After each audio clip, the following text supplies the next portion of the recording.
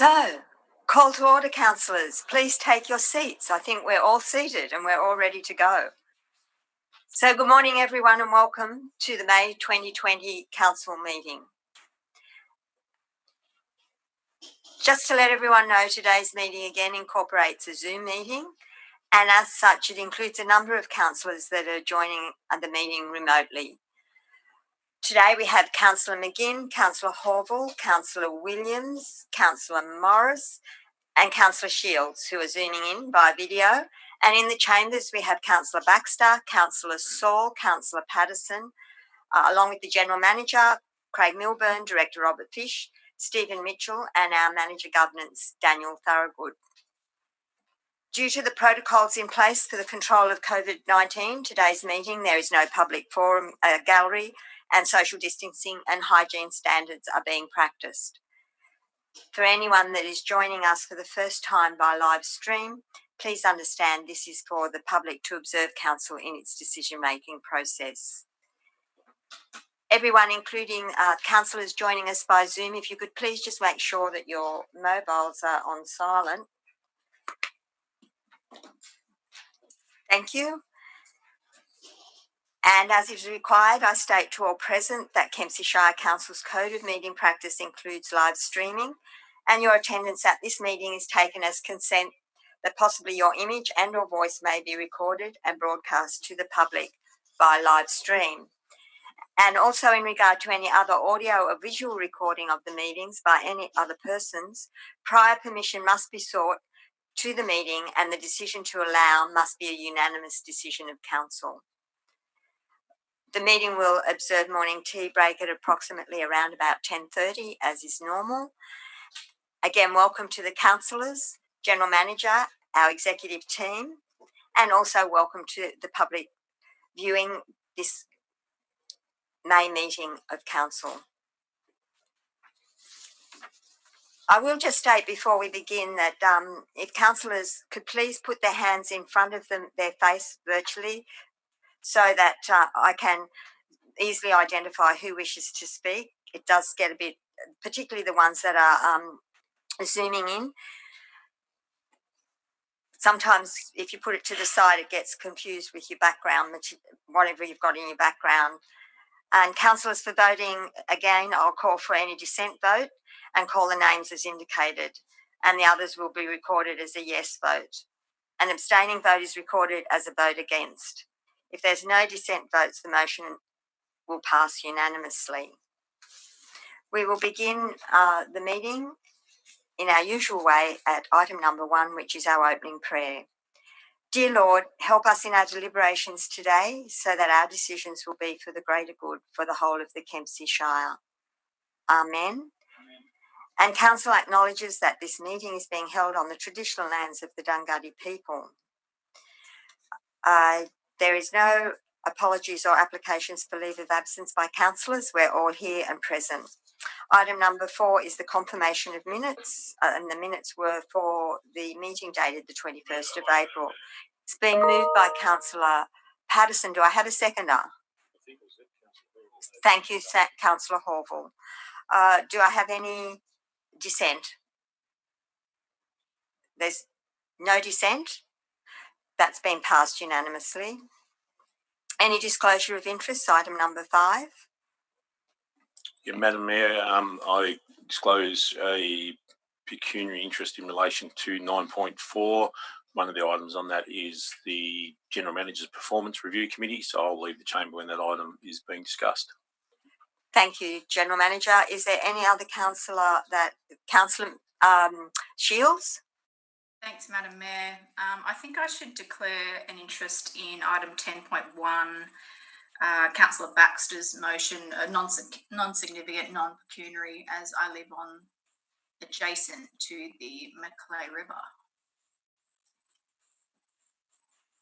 Oh, well then I think I do need I need to also... I don't know what the scope of this project is. I don't know how it may... I will also declare a non-insignificant non-pecuniary interest, as I live right on the banks of the Macleay River. As do I, Madam Mayor. I better go in with that one too.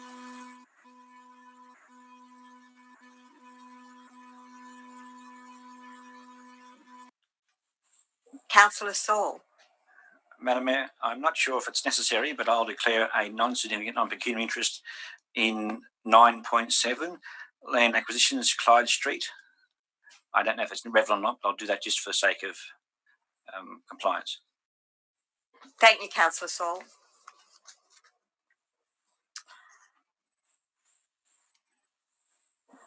No more disclosures. We'll go to item number 6, which is item to be passed by exception.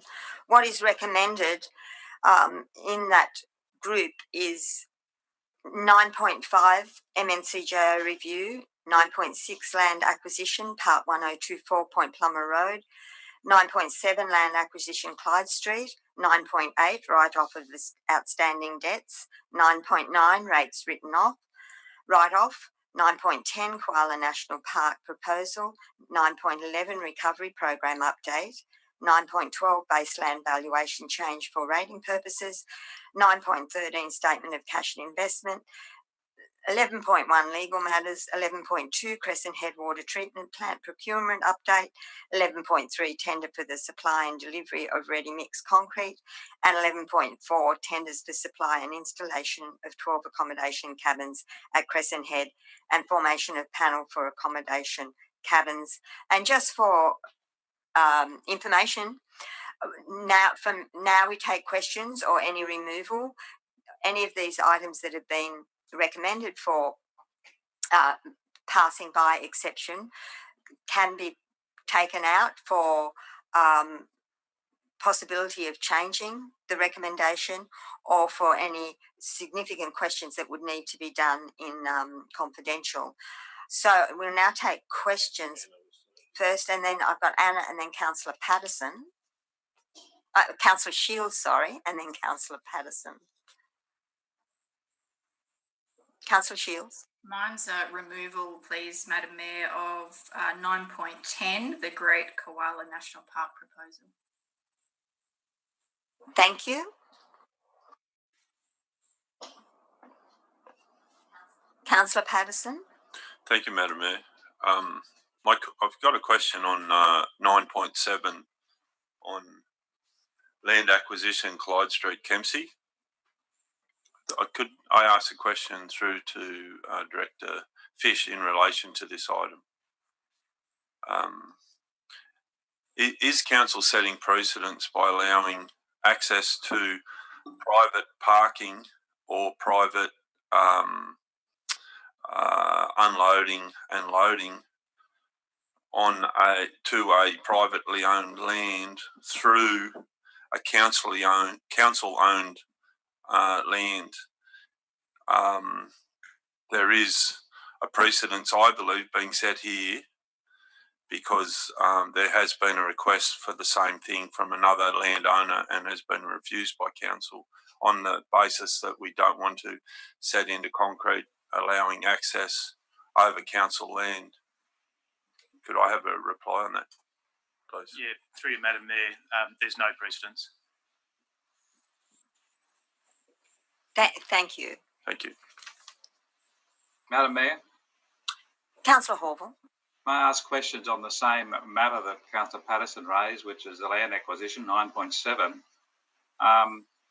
I believe that the funding for this redevelopment of the car park was from a grant application, and I'm just wondering why this issue was not identified before. Mr. Fish. Yeah, through you, Madam Mayor. I'm not aware of the original development of this project, and obviously at the time of that grant application, but there's a myriad of private land ownerships over this car park area, and I guess the outcome that you have here today is reflective of the need to actually acquire a portion of this land. Our preference would have been through other avenues, but unfortunately items such as a license or a lease over the land weren't palatable to the landowner, so acquisition has been required. Thank you, Director Fish. Could I also ask, or it might go to Director Mitchell, Where the approximately $200,000 coming from for this purchased one, was it in the present budget or forthcoming budget? Yeah, through you, Madam Mayor. In the report that was done to last month's council meeting with regards to this project, specifically the tender for the amenities block, the estimated costs of the project were outlined there, which included these land acquisition costs. That report identified that additional funding was necessary to be made available in the 2021 operating plan, which we're currently seeking to do and obviously ultimately have adopted by council when that is reported back in July. Thank you, Director Fish. Is there any further questions? Councillor McGinn, and then Councillor Morris. Just a comment, I guess, Madam Mayor, and that is that with the land acquisition, although it may come as somewhat of a surprise, it's quite a small amount of money to secure the long-term ownership by the community so that we can actually get this redeveloped. So I'm not sure that it should get in the way of the decision. Just a comment. Also, I don't know that we had a mover and a seconder on this item to move forward. We went straight into questions, so I do need a mover. I'm happy to move that way with one taken out at the moment. Councillor Williams. Madam Mayor, I'd like to withdraw some. Thank you, Councillor. 9.5, 9.8, 9.11 or 9.11, and all the 11s, 11.1, 2, 3, and 4. Which is all comprehensive. Councillor Morris, we didn't have Councillor Morris. You had a question. I can't hear you. Sorry, Councillor. You're on mute, Bruce. I had a question on 9.8, which has subsequently been withdrawn since I put my hand up, so I'll ask the question when we consider 9.8. Councillor Baxter, and then Councillor Horville. Thank you. Just on 11.2, a question to the Director. With that update on the Crescent Head Water Treatment Plant, with that, are we right to conclude that that would mean it's going to happen this year? Councillor, with obviously what's recommended there, it would proceed to the concept design of that option and then out to tender. I think certainly our target would be having that tender occur during this calendar year. It would be subject to the necessary approvals that we'll need to obtain through Department of Planning, Industry and Environment. Thank you, Director. Councillor Morris, your microphone is on mute, so... Oh, you've had your question? Yes. The item was withdrawn, so I'll ask the question. Yes, say that. And councillors that are in the chambers, if you want to second something or speak, if you put your hand up so that I don't get confused between people calling out in here, which is not the same opportunity that the people at home have. Madam Mayor, may I ask a question on 9.6, please?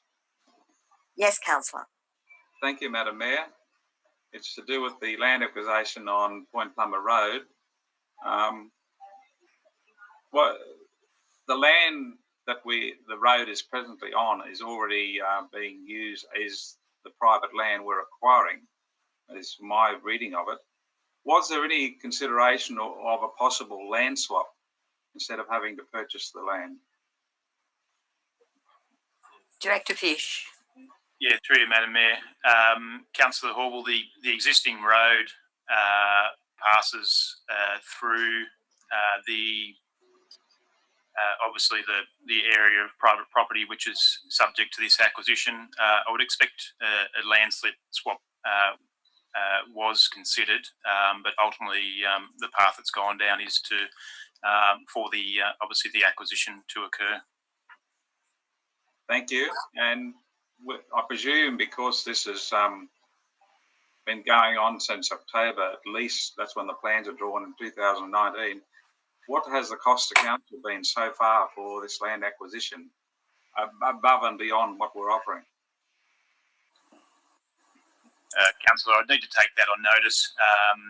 Essentially, there's been valuations occur from both council and the party that we're purchasing the land from. Other than that, some minor legal costs, but I would need to take that question on notice. Would we be paying the cost of valuations of the private owner? Councillor Hall, yes, that's correct. Under the Just Terms Act, we need to pay for disturbance costs, which includes legals and valuations, those sorts of things. Thank you, Director. Thank you, Councillor. Councillor Morris. Just two quick points. One, we need to note that the report is wrong in the second paragraph of the background, and that it's 1,974 square metres of land being acquired, not 197.4 as indicated in the report, as was highlighted last night. I think that's important that gets changed or recognised as a change. The other question is the cost for this acquisition. Is it likely to be able to be covered within the envelope of the grant funding that's been provided for the road, or will this result in additional cost to council? Through you, Madam Mayor, the expectation is that it will be able to. Ultimately, this project will be tendered, so we'll obviously have a known costing when it goes through that process. But at present, certainly our expectation is that it would be able to be funded through the existing funding that's available.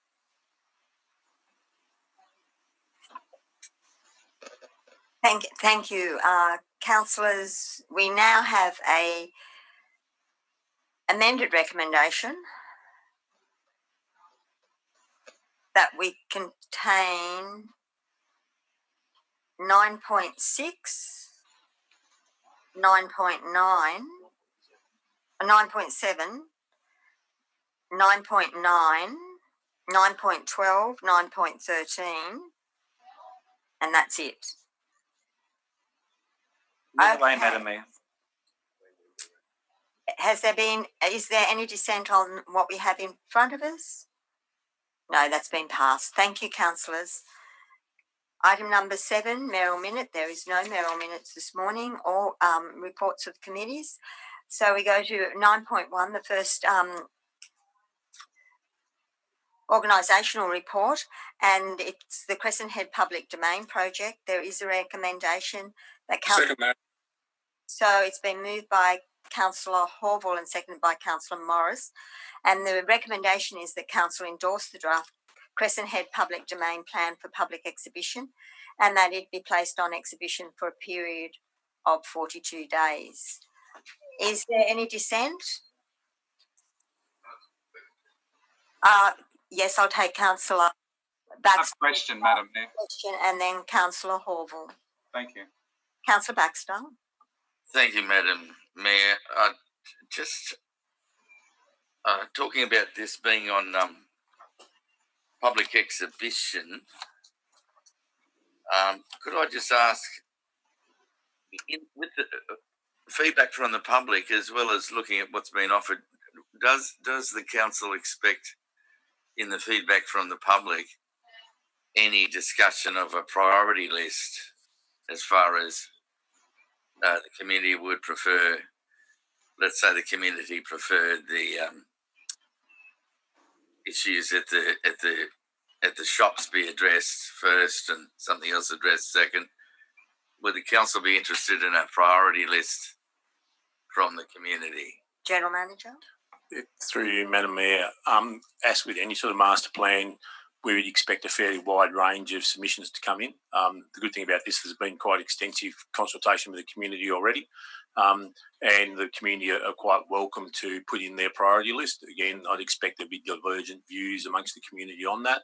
If there was a very clear view, then that would be provided to council when the report comes back. Thank you, General Manager. Can I just one more thing, Madam Mayor? Yes, Councillor. Can I send a message to the people that wrote this report and put together the draft. It's incredibly high quality document, and I want to thank them for what they've done for the people of Crescent Head. It's a magnificent document. I want to thank all the people that put all the thousands of hours into this. So there's no dissent. Councillor Horval. Just a quick question, Madam Mayor. It's something I think the people viewing would like to understand and know. At the moment, the council is preparing and to have a character statement for various parts of the Shire, and I'd just like to ask, or I know the answer, but I think the people watching should know this. A character statement for Crescent Head, should it be advised that it's coming to the people who are looking at the public exhibition documents? Mr. Fish. Through you, Madam Mayor. Councillor Horval, they're obviously two separate initiatives that Council is doing, but there is some overlap. The local strategic planning statements will be reported to Council in the near future, likely within the next 2 months, and they will also, and that will be for the purposes of going on exhibition as well. Thank you.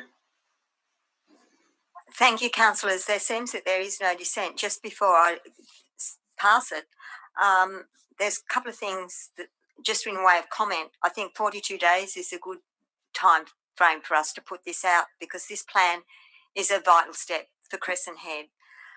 Crescent Head has waited long enough, I think, for this master plan, and now it's their turn to come back, have a look at it, and as Councillor Baxter said, it's a well put together document. It has had a lot of consultation. Our communication team has worked very hard to try and to get input from the community. So let's put it out, see what comes back, and get things moving for Crescent Head. Councillor Morris. Just as was discussed last night in our pre-council meeting, can we make sure that we are very proactive with a public exhibition, not just advertise on the website, but actually forward a copy either electronically or in letter format with the link to the electronic document to all those people that were involved in the prior consultation? There is an extensive plan for this there, and covering particularly the COVID-19 implications as well. Yeah, it's very important under the current circumstances that those that were involved previously are advised and also asked to pass it on to their friends and family and neighbours. Yes, we understand that. Thank you, councillors. That's 9.1's been passed unanimously. We'll move on to 9.2. Which Move that way, Madam Mayor, 9.2. Thank you. Councillor Saul's moved it. Do I have a seconder? Councillor Gills, thank you. That's the quarterly report. We will take questions. I just want to make sure that everyone understands what the recommendation is. The quarterly budget review for the period ending 31 March 2020 is adopted, and the variations contained therein are approved. The key performance indicators report is noted. The updates to matters in progress are noted. The grants status summary is noted, and the project practical completion reports are noted. We have a question from Councillor Horval. Thank you, Madam Mayor. Yes, in the project practical completion report, there's only one. Why is there only one? I believe Council is doing an amazing amount of work around the Shire, so why is there only one? And what's the criteria for that report to be included? General Manager. Yeah, through you, Madam Mayor. I'm not aware that there is any specific criteria for that report. I guess it's at staff's discretion, but generally it's items off our capital budget. With obviously we've had a reasonable amount of wet weather through that first quarter of the year, which meant that there hasn't been a huge number of jobs that have got to the complete status. We certainly try and get to a point that all the financials related to the projects are fully wound up before we put it through the matters in progress report. And I'd certainly probably expect that the next one that you'll see will have quite a number attached to it. Thank you. Could we look at the number one attachment, the March 2020 QBRS, please? I have some questions there.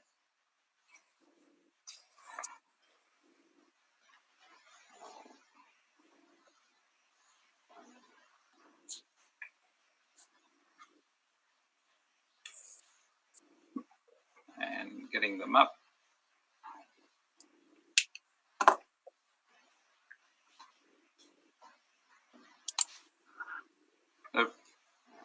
The report by the Responsible Accounting Officer, which is on page 2, I guess it's to do with lots of financials, but I think we know the community an explanation.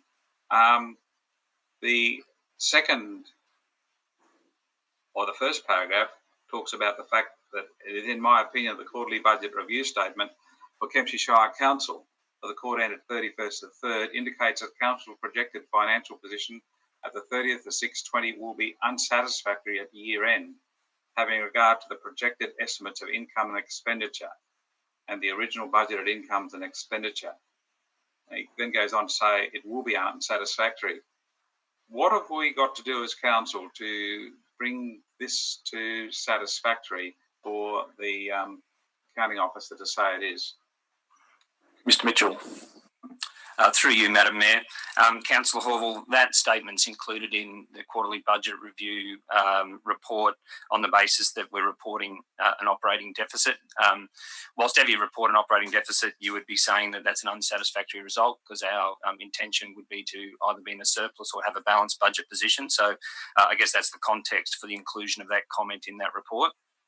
In terms of the second question you asked, which was in relation to what does council need to do to get that back to a satisfactory position.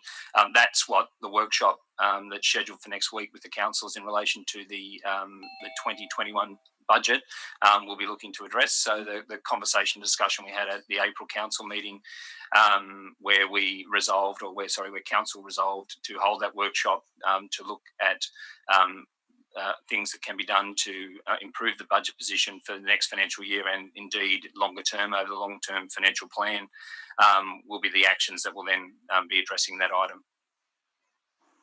Okay, thank you very much. Could we turn to page 21, please? And it talks about consultancy and legal expenses budget review statement. And it talks about the fact that in legal fees, we've got $108,201. It's in the report, councillors, not in the appendix, in the report. It's in the appendix too. It's in the appendix, that's why I've turned there, Madam. Last page, page 20 of the appendix. That's right. Councillor Horval said page 21 and there's only 20 pages. So It's actually on page 20. Page 20. Page 20. Well, which is the last page. Interestingly, I don't know why that comes up because in my highlighted annotation page, it says it's on page 21. Maybe that can be worked out why that is occurring. You know, on the last page then, does the 100 legal fees for that quarter include any expenditure on code of conduct matters?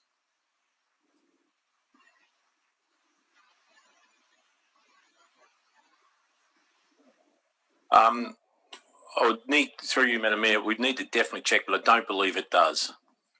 Thank you. That's good news.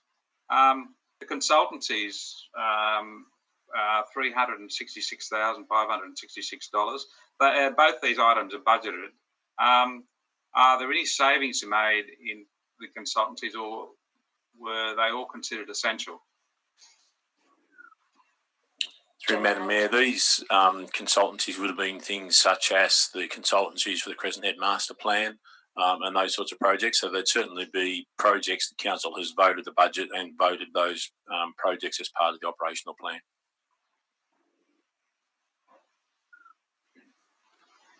And finally, in the definition of a consultant, it says that it's professional advice to assist decision-making by management. Isn't it also decision-making by council? That comment, I understand, is a mandatory comment that actually is, the wording's actually provided. Okay, so yeah. So it actually, those consultancies actually inform what you as management bring to council. That's correct. And then management actually put the recommendations to council, whereby council then makes the decision. Thank you, General Manager. On the next document, get to that.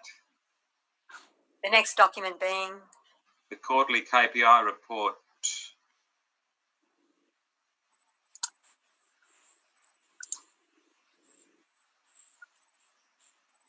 And on page 1,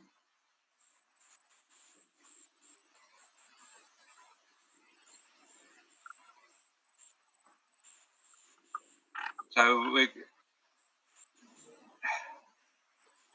could you explain the commentary in a bit more detail for the OLG financial benchmark ratio? I'd like to understand it better if I could, please, Director Mitchell. Director Mitchell. No, through you, Madam Mayor. Councillor Hall, I believe, or the only comment that we reference in the KPI report, the only ratio I should say, sorry, is the operating performance ratio, which is effectively just our operating result, so operating revenue less operating expenses over operating revenue, and both the denominator and numerator in that calculation exclude capital grants and contributions. So when we're talking about our deficit, and in the commentary in the actual council report at 9.2, where we refer to a deficit, it's always the operating result excluding capital grants and contributions. So effectively, it's basically saying what's that operating result over our operating revenue, and that gives us an indication of our operating performance. So obviously, we're looking to have a positive, a positive result in that respect. At present, we've got an orange dot there, which is what's that? The key. I've lost the key on what the orange dot means. Sorry. Down the bottom, right at the bottom of the document. Yeah, through you, Madam Mayor. The KPI report, as we put, that's attached as the second attachment to this report, Councillor Horville, largely works on sort of showing milestones against the delivery of specific initiatives that we deemed appropriate to report to Council. It's a little bit harder when you include a financial benchmark ratio, but if you're talking about financial sustainability and we're not referring to those OLG financial benchmarks, it would be a little bit strange. And so whilst the traffic light reporting works well, obviously for projects or initiatives that we've included in there, which are based on milestones, it's a little bit harder to apply to one like the financial benchmark ratio. As we've talked about in previous workshops, and indeed in relation to last year's annual financial statements, Council has achieved positive or achieved the benchmark for a number of the financial benchmarks. The fact that we are not achieving the benchmark for the operating performance ratio is, and with that being such a key ratio, is why we've just marked that as being orange in terms of that traffic light reporting. Okay, I'm sorry, Councillor Morris mentioned there's a code at the bottom. Well, on page 4, I've got nothing. I presume traffic lights are green is good and red is bad and orange is in between, but I've got no idea what blue means. So this is delivered or completed. Yeah, that's correct. There's a table at the very bottom of that report, Councillor Horville, that provides a description for each of those KPIs. So to the extent, and as I referred to previously, given that the majority of these items that we're reporting on are largely initiatives, and so therefore we'll have milestones, we've included a blue, if you like, just to indicate that that initiative has been completed, as against if it was just simply on track to be completed by its planned milestone date, it would be green. Okay, well, thank you for that. But for whatever reason, my document that I've got doesn't have those, the key to what the traffic lights mean. So I have to... Councillor, actually, if you're looking for actual colours at the bottom, it's actually the very bottom table, but it's actually got the words red, orange, green and blue, and it actually hasn't got the dots. It's actually got the words. It may be just... Okay, I've spotted it. Thank you, Mr. General Manager. Yeah, I've spotted it now. Thank you. My confusion. Could we go to the next document in the series, please? Which is Matters in Progress.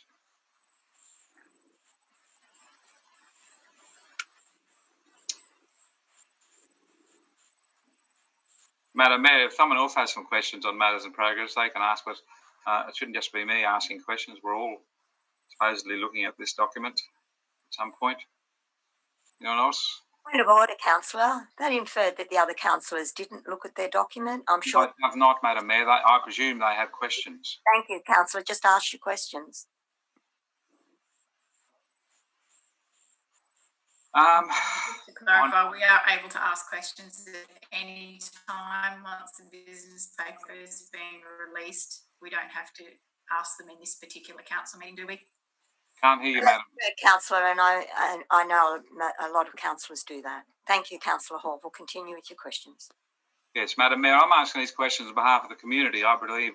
Councillor, just ask your questions. I'm about to, Madam Mayor, but you're saying that we should ask privately. Councillor, you are supposed to interact without argument. No argument. Thank you. Ask your questions. Item page 5, which is about the request to the New South Wales Government to repaint and refurbish the Kempsey Traffic Bridge. And in the resolution, it has item 2, but it hasn't got resolution 1. I noticed that the in most of the other resolutions, all of the items are listed, but item 1 was withdrawn because it was completed, I presume. Would it give more context to the remaining part of the resolution that's being dealt with, Mr. General Manager, if the whole resolution is still maintained?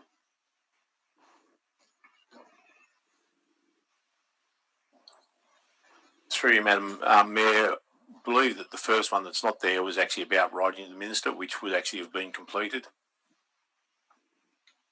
Yes, my point, Mr. General Manager, that other areas now have got the completed ones and still maintain what the resolution was. I'm just wondering whether that can be restored. We will look at it. Thank you. Oh, well, in this one it won't because its item will be removed. We've actually, in this item, according to the progress, we have an opportunity for funding of the fencing on the Kempsey Traffic Bridge through the COVID-19 stimulus package, which is really good news.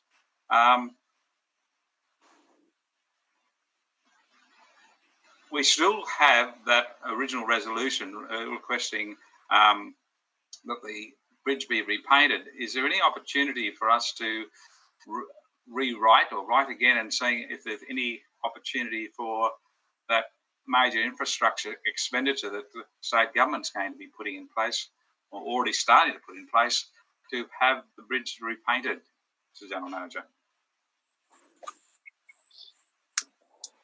Through you, Madam Mayor, these particular ones have actually come from Transport New South Wales as an initiative themselves. The state government are very well aware of council's position in requesting the bridge to be repainted, and they've made their position very, very clear in relation to the timing of that is quite a few years away. Yeah. And it's also a very longer term, and it's also a very, very costly project. Thank you very much. On page 10, I hope the numbers work for everyone. We've been told that there's now going to be a workshop on Point Plomer Road. Have I got that right?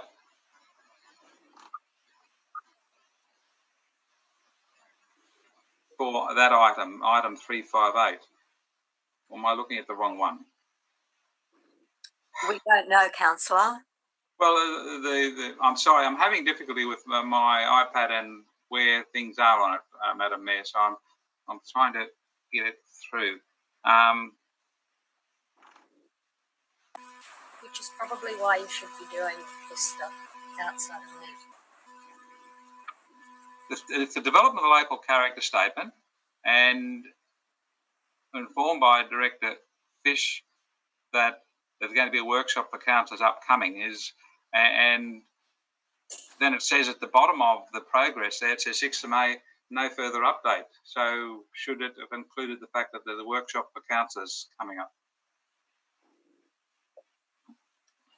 Yeah, through you, Madam Mayor. I guess it's referring to the specific resolution of council in terms of the response, but yes, that's correct. The intention is to do a workshop on the broader local strategic planning statements within the coming months with councillors, obviously prior to those statements being reported to council.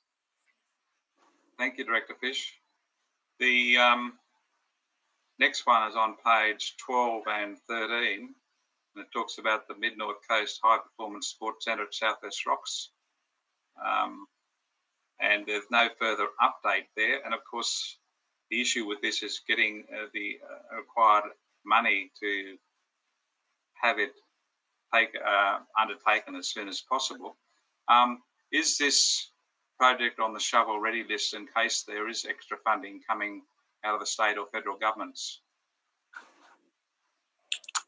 Yes, it is. There is ongoing discussions that are taking place, and Mr. Fish can give you an update. I understand the concept's just about ready to go out to not tender, but expressions of interest. Yeah, through you, Madam Mayor. Yes, the expression of interest for the tendering phase is already out at the moment. It was advertised last week and will close early in June.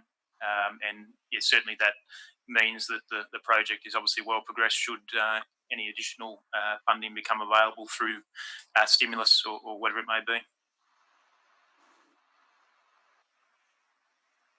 Thank you very much. Just to clarify, it actually does list that item elsewhere and exactly what Director Fish has just announced to us. This item is about the management of the sports centre. Thank you, Councillor Shields. On page 17 and 18, if I may, Madam Mayor, it's talking about the state-led framework associated with holiday accommodation and being online accommodation in particular. On the 22nd of January, the progress says we're continuing to await outcomes of state-led framework.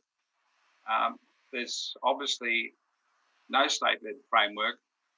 Could we be expecting this state-led framework on online accommodation, etc., be further delayed because of the pandemic? Yes. Yes. Thank you very much.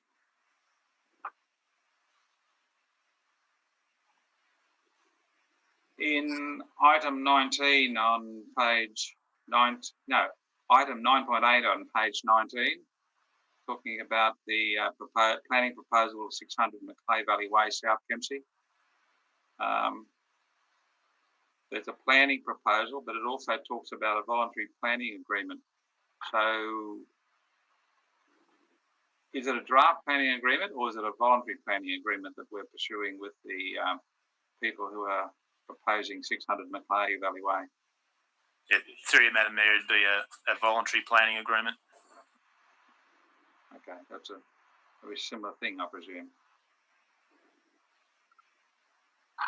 And that's the end of my questions on that document. Councillor Morris, the question? No? Councillor Morris. Just a couple of questions, Madam Mayor.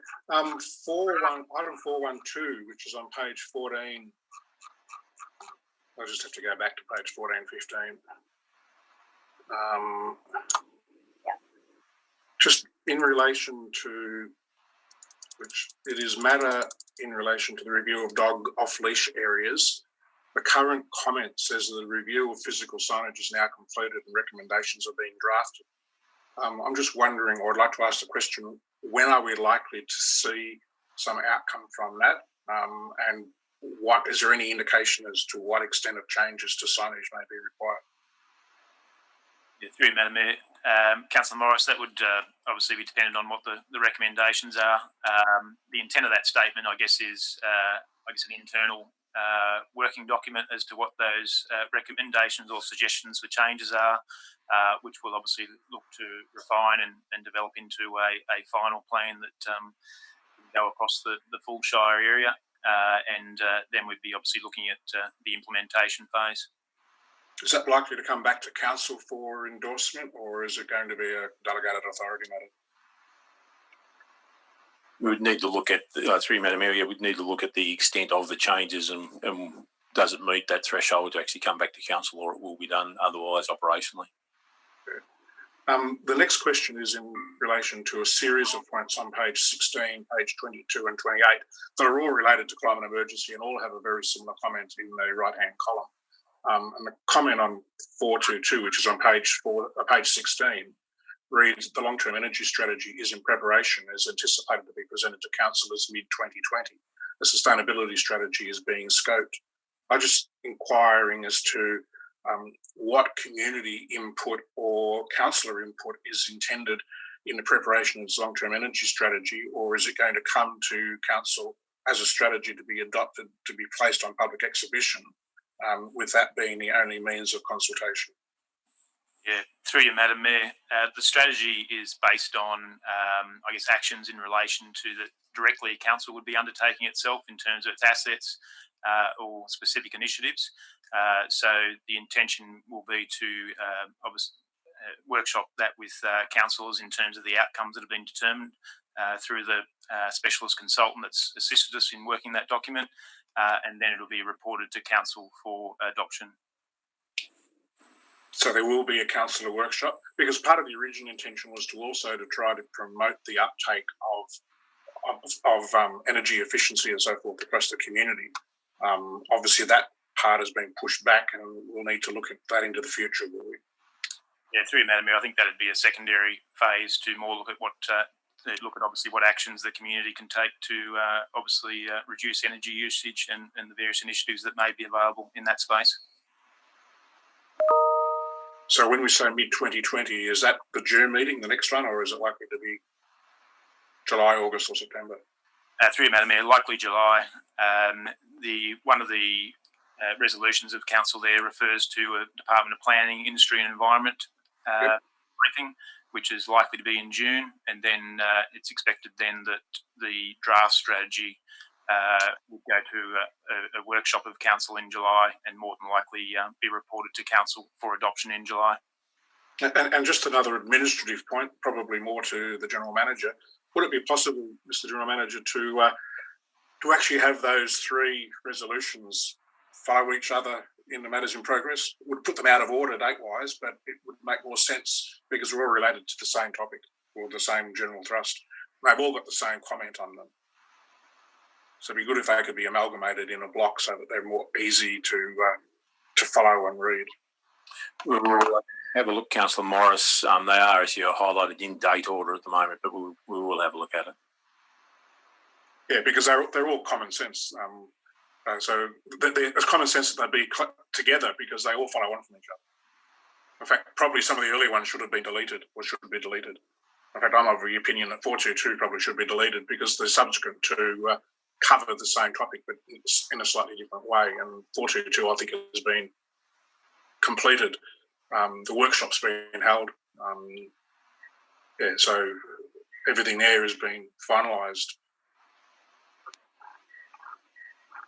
Councillor, are you recommending removal? I'm quite happy to recommend removal of 422 because there's nothing different in that than what there is in the subsequent ones on page 22 and 28. I don't know what the other fellow councillors think. The one on 422 is about community reference group, and it's got exactly the same comment in the progress statement, and it covers the thing. And the ones on 28, so 22 and 28 could probably be run after each other. And together. Yeah, they could be run consecutively in the document, which is resolution 480 is the one on page 22, and the one on page 28 is 512. And in fact, you could probably almost say that 480 could be deleted as well because 512 carries through the same intent. Yes. 512 is the one talking about DPI presentation and so forth. I just get a comment from the General Manager. Yeah, happy to delete both those on Councillor Morris's recommendation, and if the other councillors vote that way. Councillor Saul, are you happy with that? Get removal? Yes, Madam Mayor. Okay, so So 422 and 480 could both be removed because 512 carries through the same front. Yeah. And it would make for easier reading. Madam Mayor? Just a moment, Councillor Morris, if you completed. Yes. Councillor Horville. Thank you, Madam Mayor. I'd like to apologise, if I may, Madam Mayor. If anyone was felt offended that in any way I was making an accusation that people aren't reading the documents, I wasn't. I was just hoping that people had read them and then come up with issues. So I just don't be the person asking questions. So I apologise to anyone who felt that I was having a accusation placed against them for not reading the agenda or these documents. So I hope they accept my apology. Thank you, Councillor. Could we look at the grant status summary attachment 2, Madam Mayor? Madam Mayor, I've got one more question on matters in progress. Sorry. I'm going to go back to Councillor Morris. Thank you. I've just stumbled across another one that I had. The renaming of the Shire, we've got down that reported to May 2020 meeting for deferral until June 2021. Now, I know we consider that later, but I believe that saying until June 2021 is probably, it should be until as resolved today, because we may not resolve that. Gentlemen, any comments? Through you, Madam Mayor, the comment's in line with the recommendation from the staff. So if the recommendation from the staff is not adopted by council, Then they would change. Through what would happen, Madam Mayor, is that at the next update it would recognise the actual decision of council. okay. Thank you, Councillor Baxter. Just a question, Madam Mayor. You need to put your microphone on. Page 31, item 353, facilitator for the Clyde Valley Wellbeing Centre. In light of the fact that it looks like a tender has been awarded and progress will happen at the old ambulance station, and that well, given we're going into a deep recession and everybody's worried about the effect on youth, it's a great news that that's actually starting to happen. But I was just looking at point 2 there, talking about a report provided to council, and whether we should be getting input from other people about what this wellbeing centre should look like. I was just wondering if the next step of progress, or from our point of view, is to look at what that committee has decided to do and what the tender is going to look like, so that we might actually go ahead with facilitating input from all stakeholders, given it looks like it's going to start happening, which I think. Through Madam Mayor, the project is actually being run by the state government, so council has limited involvement, but we are having discussions with the state government representatives on this, and our community partnership staff are involved where it's appropriate. And could we get reports on that? Through Madam Mayor, when we have more detail about where the project's at, because I understand they haven't actually finalised it, I'm not aware it's gone to tender yet. It's getting very close, is my latest from a latest conversation with our local member, but it hasn't got to that point yet. Once we have that detail, we'll be able to report to council. Thank you.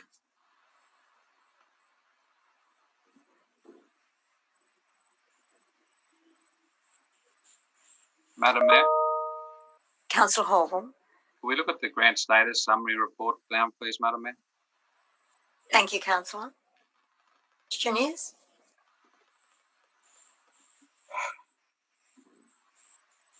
I'm pretty sure it's a spelling error, but in the tropical soda apple, it's talking about riparian areas. I believe that should be riparian, not viparian, unless we've got a new breed of snake. That's correct. we've just had, it's got in the regional airport program, it's got the Kempsey Airport apron and taxiway resurfing. Hasn't that already been, has that been completed? Mr. Mitchell. Through you, Madam Mayor. No, Councillor Hall, that hasn't been completed. We've submitted the grant application a number of months ago. We're still waiting a response in relation to that grant application. That particular project has been included in our draft operating plan for 2021, which is out on exhibition at the moment. So obviously, we're waiting to see how that grant submission goes, and the work wouldn't be undertaken until next financial year. Okay, thank you. So the recent time when the airport was closed for 2 days for resurfacing or repairing of the main landing zone, that's not part of this at all. Is that correct? Through you, Madam Mayor, that's correct. And the resurfacing in front of the refuelling system, was that not part of this as well? Through you, Madam Mayor, that's my understanding includes, that would be included as part of this project. And we're still just up there, got representatives to the state government in collaboration with Armidale Regional Council to reclassify Armidale Kempsey Road to regional status, and going to cost 16.35 million. We've made a submission by the local member according to the actions in the end in March 2019 that the road will be reclassified. But what's progress is being made in the reclassification of that road? Yeah, through you, Madam Mayor, the statewide reclassification review is commencing. Some initial, I can't recall the exact, but it was the terms of reference were distributed in March, and we provided some initial comment on that. We're expecting some further detail on the process and what the review committee that's been established, what process they will undertake, which will certainly be providing feedback to that when we receive that. That should be due any moment, I'd expect.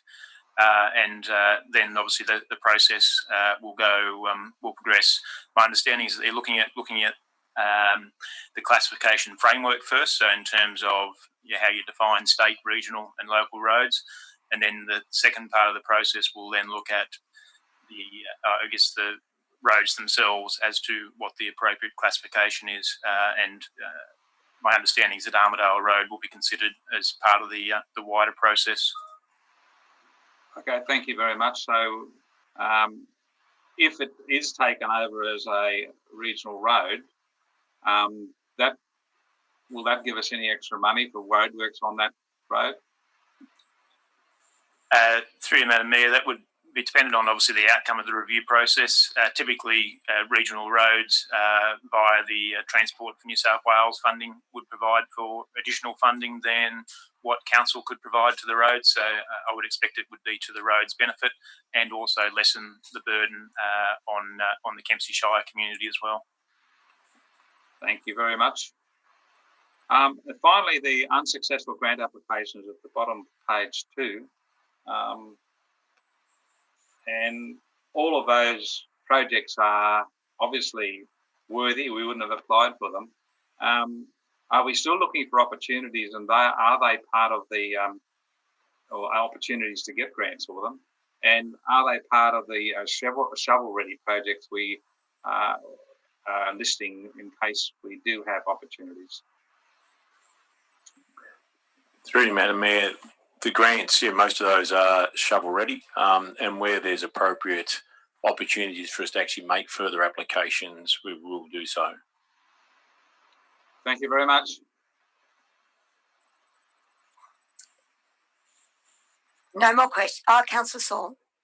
Madam Mayor, I'll close debate. I just want to commend the staff on this report, commend Officer Wood and the finance team and Director Mitchell.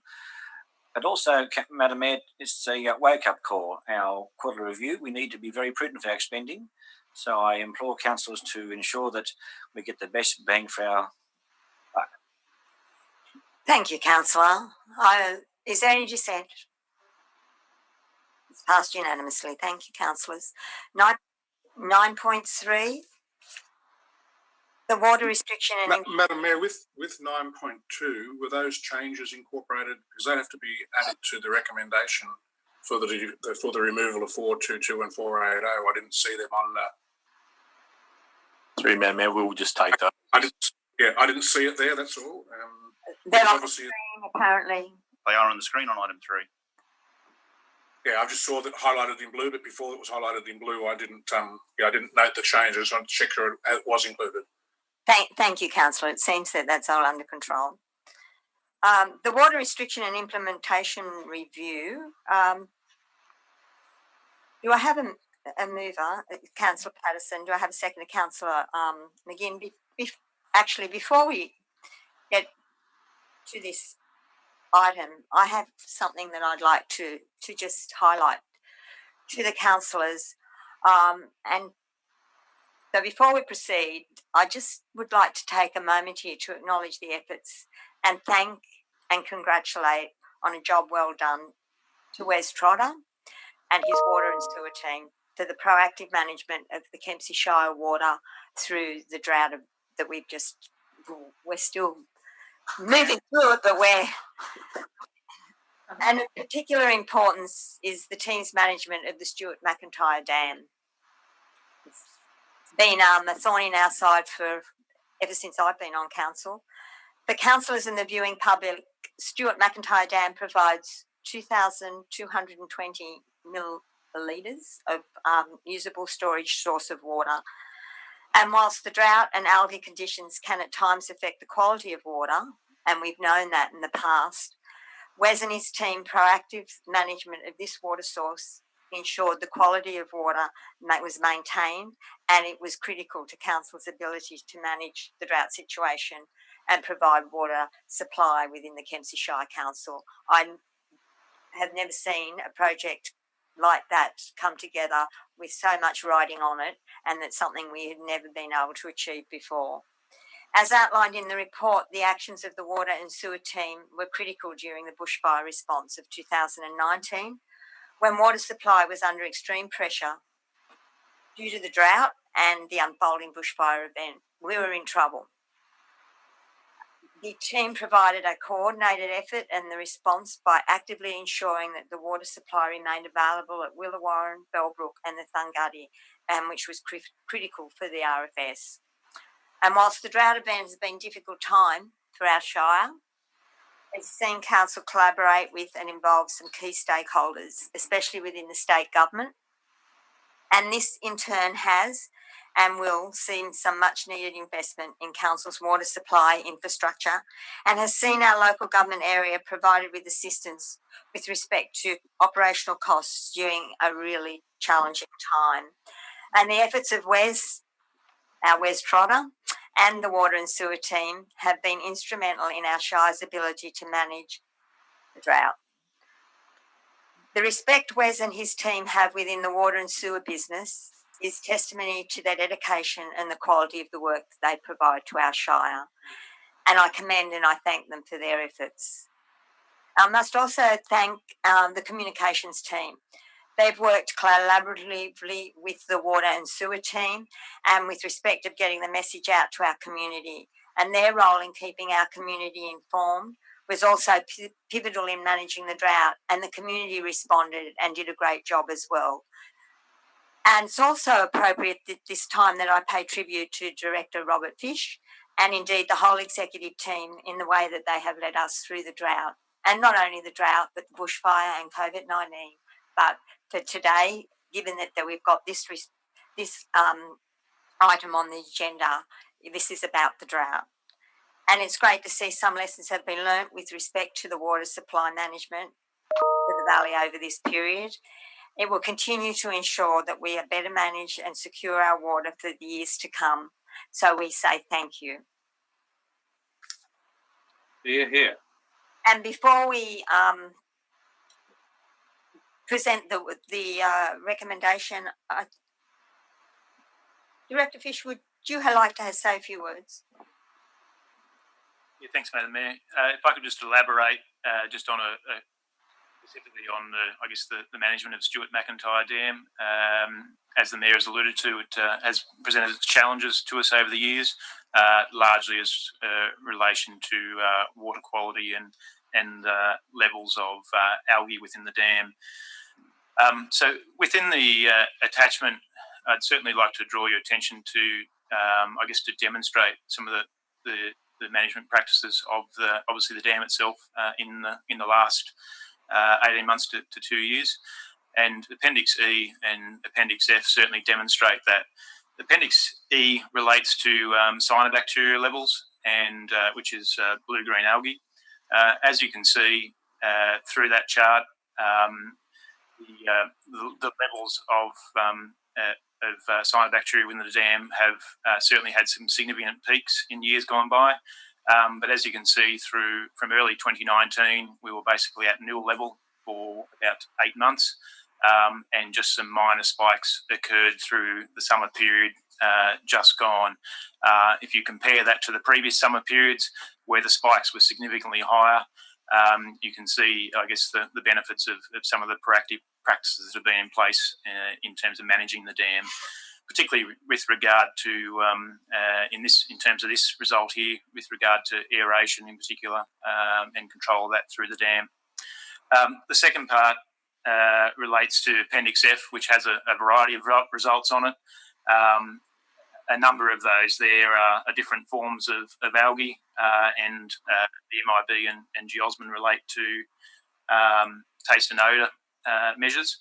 You can see certainly in that chart as well, the algae levels have reduced down considerably to almost or very low levels compared to what they were previously from early 2019. And similarly, the taste and odour measures have also been significantly less variable. And all these results are quite critical in that, obviously, if we'd had levels that we'd have had previously in terms of taste and odour or blue-green algae, we may not have been able to have the dam online, or more stringent restrictions or boiled water alerts, those sorts of things may have needed to be in place. But thankfully we're able to manage through the drought situation without the need for that to occur. And I think it's certainly a credit to all the water and sewer team for what's been able to be achieved with the Stuart McIntyre Dam. There's various things that they've done. As I said, I've mentioned earlier, aeration is control of that in the dam, particularly through the winter and spring period, was critical. The pumping from the Sherwood Borefield into the dam has also been, selective extraction, which is ensuring that we've minimised the nutrient loads coming into the dam. So we've been only been pumping, obviously, when it's when there's acceptable water to obviously bring off into the dam. And we've had significant increases in our testing and monitoring of the various measures of water quality within the dam. And then lastly, we've also had the trial of the ultrasonic treatment in place since October last year. And whilst it's obviously early days, the results are also seemingly quite positive that we've seen to date. So that just gives a little bit of background on the Stuart McIntyre Dam.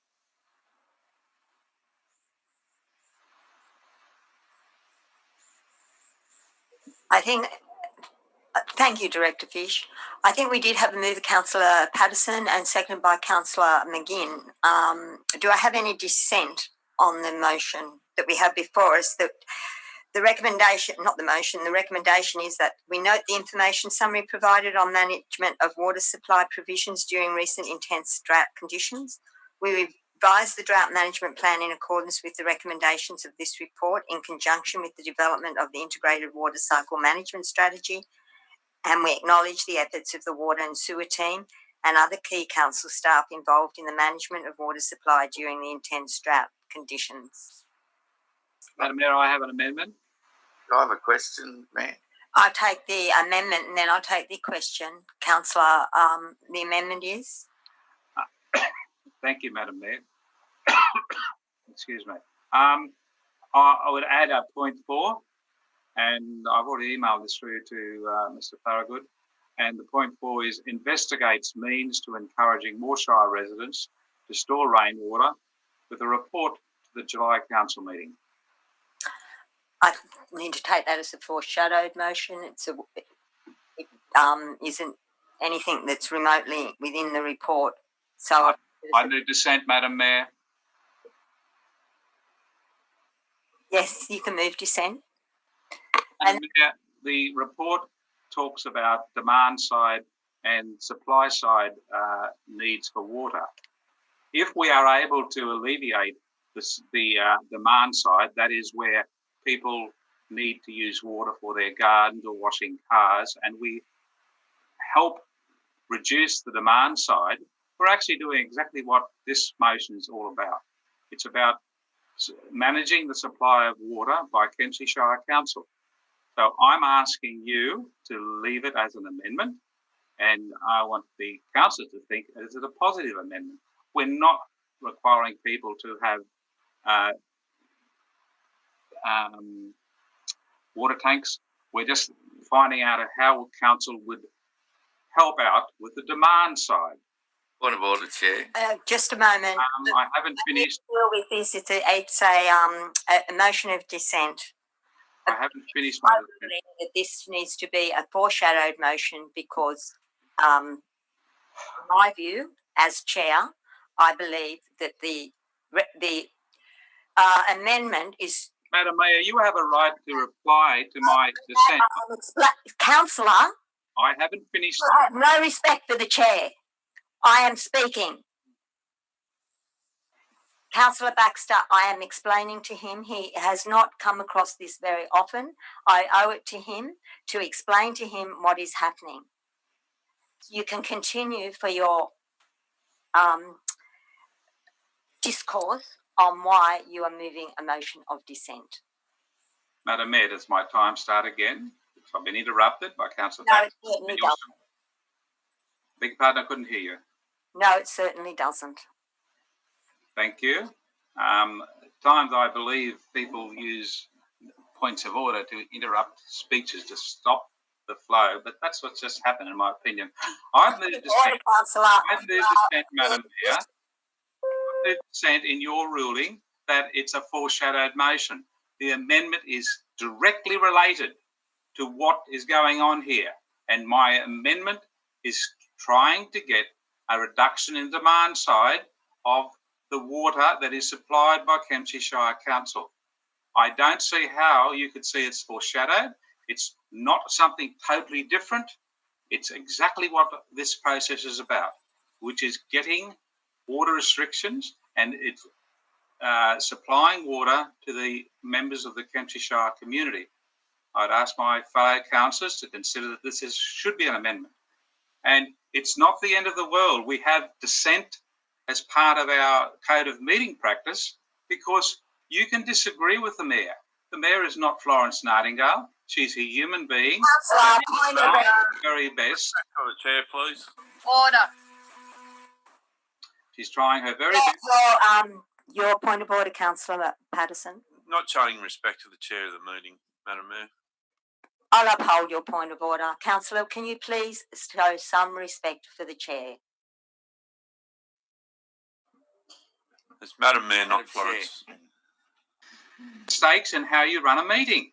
And that's why we have in the code of meeting practice the right of councillors to say... Can you please just concentrate on what you're saying about the... I have, Madam Mayor. I'm just saying that Thank you. are able to, my fellow councillors, you are able to support a motion of dissent without the world ending. Thank you, Councillor. The reason I have made the ruling that it is a foreshadowed motion, that there is many things that could be used to put the supply of water back into our shire. This would be something that would have to be done in, I believe, in my ruling, because it's so far removed from the recommendation, which is just to note the information and to revise the drought management plan in accordance with the recommendations of the report in conjunction with the development and acknowledge the efforts of the water and sewer team. In my view, in my ruling, taking a one-out initiative is too far removed from the original report. I put the motion of dissent. Councillors, you need to vote on whether you believe that I have that and uphold the motion of dissent of Councillor Horville. All in favour of the motion? Sorry, Madam Mayor, can you just remind us again? We're just confused, Madam Mayor. What are we? So we're voting on whether You're voting on whether my ruling that it should be a foreshadowed motion, or well, the motion is on. I actually will. You've explained that so much better than I did. Thank you, Manager Thorogood. The motion that Councillor Horville has moved is that he dissents from the ruling. So those that vote for the motion of dissent are supporting that view to overturn the Mayor's ruling. Those that vote against the motion of dissent support the Mayor's ruling. Okay, thank you. All right, I'll put the motion of dissent. All in favour of the motion of dissent?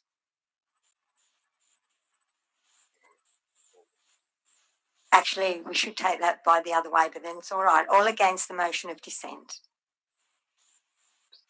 Balance of councillors. So those four were Horville and Morris, and the balance of councillors were against. Okay, so my ruling, the Mayor's ruling that it will be a foreshadowed motion is upheld. So the foreshadowed motion is as what Councillor Horville has suggested. Madam Mayor, does that have to be recorded? Recommendation. Sorry, I'm just to seek a ruling on you. Do I have to actually specify the foreshadowed motion in the minutes?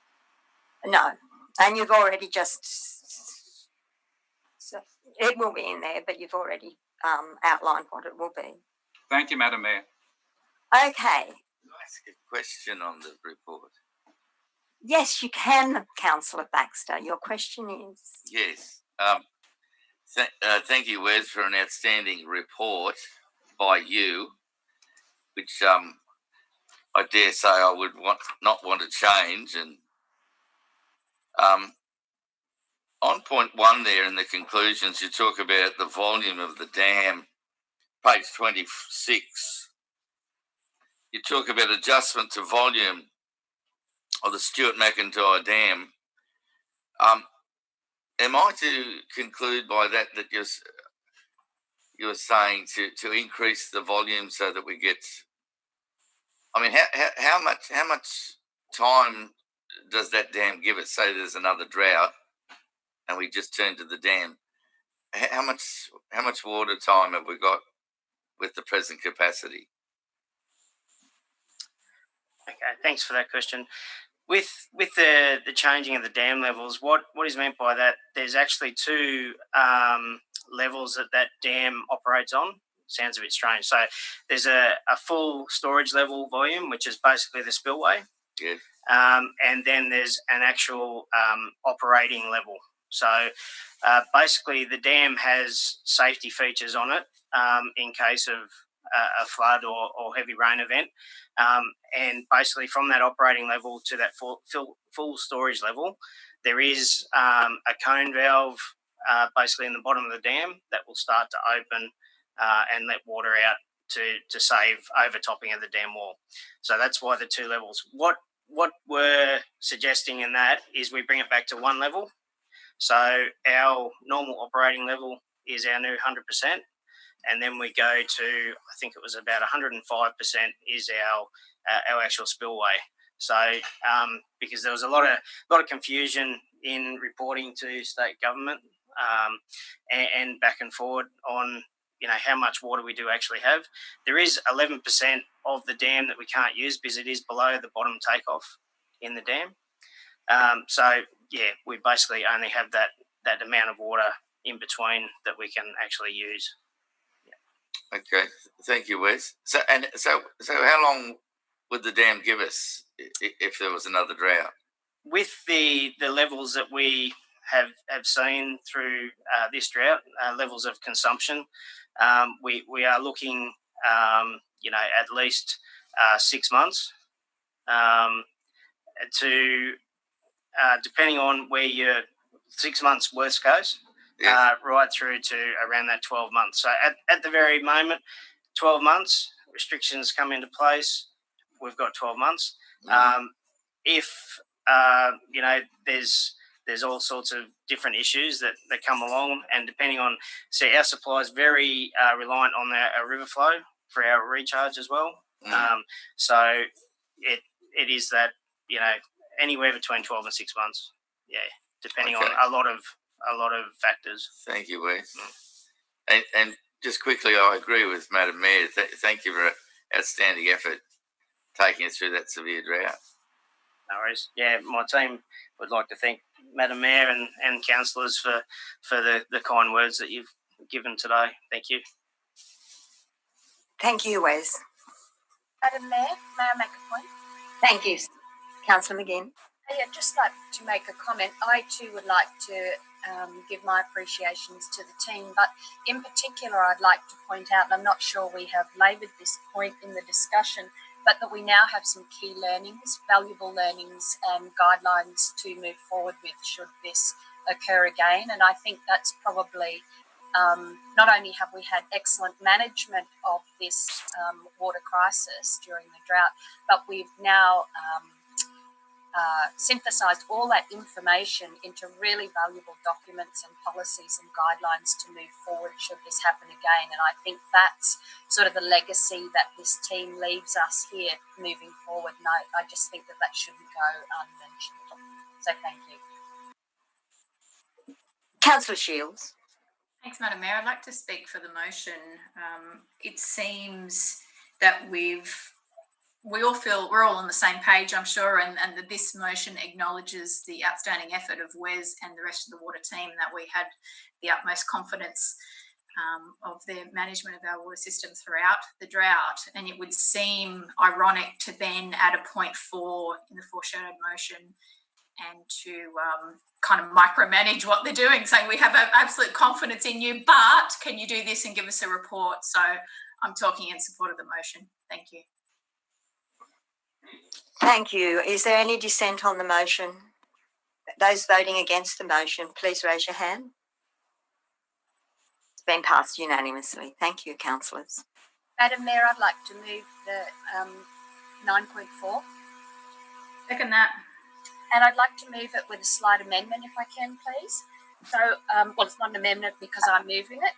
Okay, we have moved to Councillor Shields. We have a seconder, moved by Councillor McGinn, seconded by Councillor Shields. I haven't finished talking to the motion because I have a slight change in the motion that I'm moving. Yes, Councillor. Yes.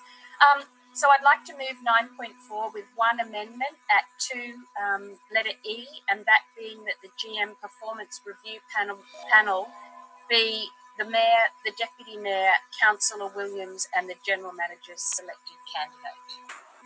Otherwise, everything else remains the same. Thank you, Councillor.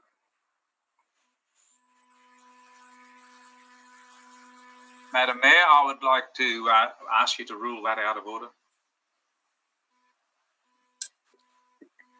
No, Councillor, I'm not moving that out of order. It's quite... So I'm elected member on that panel, and on an amendment here, we're not having an election. You have not been asked to speak. You asked me to, would I rule that out of order? And I said no. Thank you, Councillor. So, because what you're doing, Councillor McGinn, is keeping all the rest of this the same. You're taking that one out as a change. Yes, that's correct. That's what you plan to do. That's the recommendation as I'm moving it. Thank you, Councillor. Councillor Morris. Madam Mayor, on that basis, I would have to move an amendment. Certainly. Either they should all be concluded and re-elected, or as a minimum, point E should not be changed by a decision by means of an amendment. It should be withdrawn with an election for that committee to be held in September, along with the election for Deputy Mayor. Madam Mayor, I'm going to have to withdraw that. I didn't actually... Just a moment. I'll move that as an amendment. You haven't been asked to speak just yet.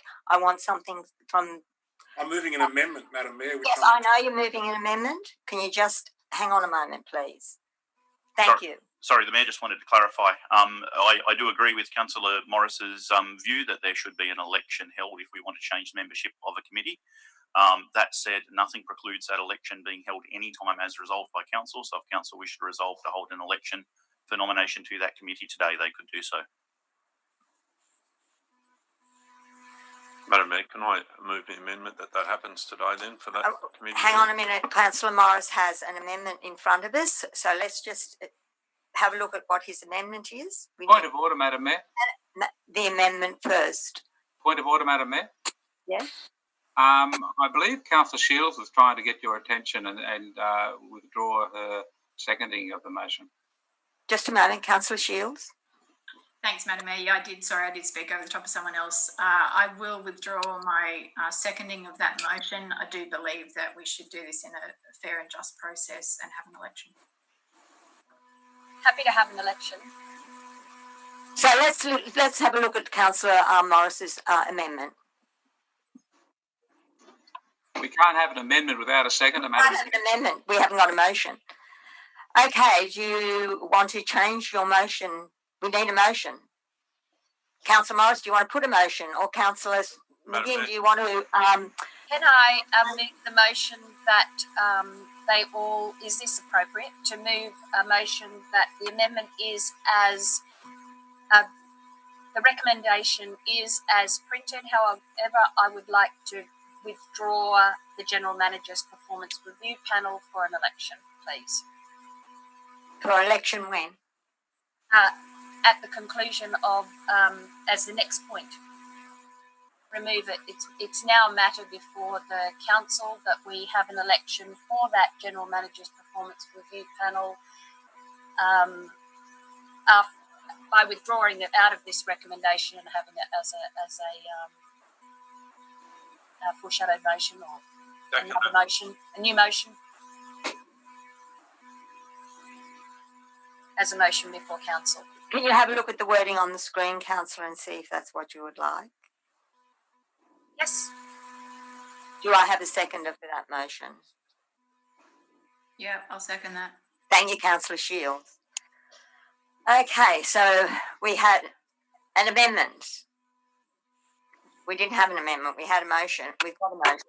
Now, Councillor Morris, do you? Yes, Councillor Morris. Madam Mayor, I've got a further amendment, and it's not on that particular matter. It's on item 1, and that is that we defer the report on the proposed name change, currently due to be reported to Council by June 2020, to be reported to Council at least 4 months prior to the next local government election. At this stage, the local government election has been deferred, potentially for 12 months. The date of the new election has not been determined nor gazetted. It may be September next year. It may be later than that, depending on what happens with COVID-19. So I believe that we should be wording that. And it may, in fact, be earlier. There's been no formal determination as to what the date for the next local government election will be. So I would rather have that to be worded such that it would be 4 months prior to the confirmed date for the next local government election. Can I just get some input here from Manager Thorogood? Councillor Morris is correct in saying it hasn't been confirmed. However, the Minister has said by press release that it will be deferred until September 2021. That is the date councils have been advised to plan for. I think you might find that the way that the amendment to the Act was worded, that deferral can't actually be made until September this year, because the Act of deferring the election defers it for 12 months.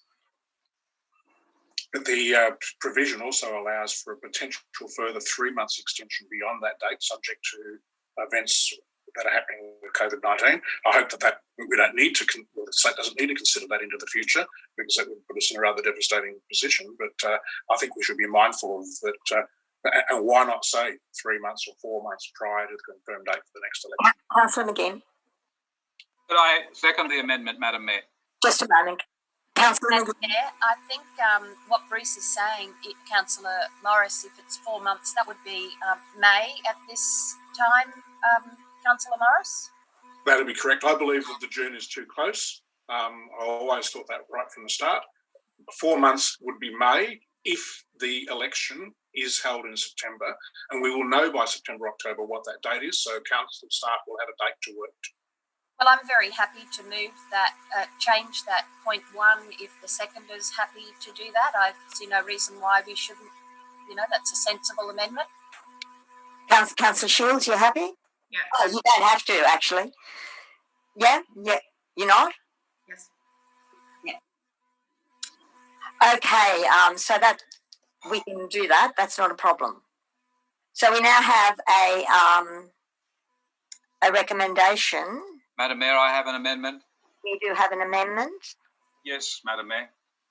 I'd like to move to replace point 1 with no longer pursue a name change for Kempsey Shire due to the parlous financial situation caused by the COVID-19 pandemic. Do I have a seconder for that? The amendment's lapsed. We go back to the original motion. I have another amendment to move, Madam Mayor. Yes, Councillor. Replace 1 with an interim financial implications proposed name change report to the June 2020 Council, and with final report and decision 4 months before the next gazetted local government election. Do I have a seconder? I do. Madam Mayor, if I'll speak to that, if I could. Just a moment. Could we have the words up, please? Councillor McGinn, thank you. Use the words, thank you. Councillor Morris, seconded. So could I speak to my amendment, Madam Mayor, please? Just a moment, Councillor. Councillor McGinn would like to see it. I would like to see it. It's 4 months before the next. Yes, I said 4 months. Could we change that? I actually, in my email, I put 3 months, but it should be 4 months. So the interim financial implications proposed name change report is to the June Council meeting 2020, that's next month.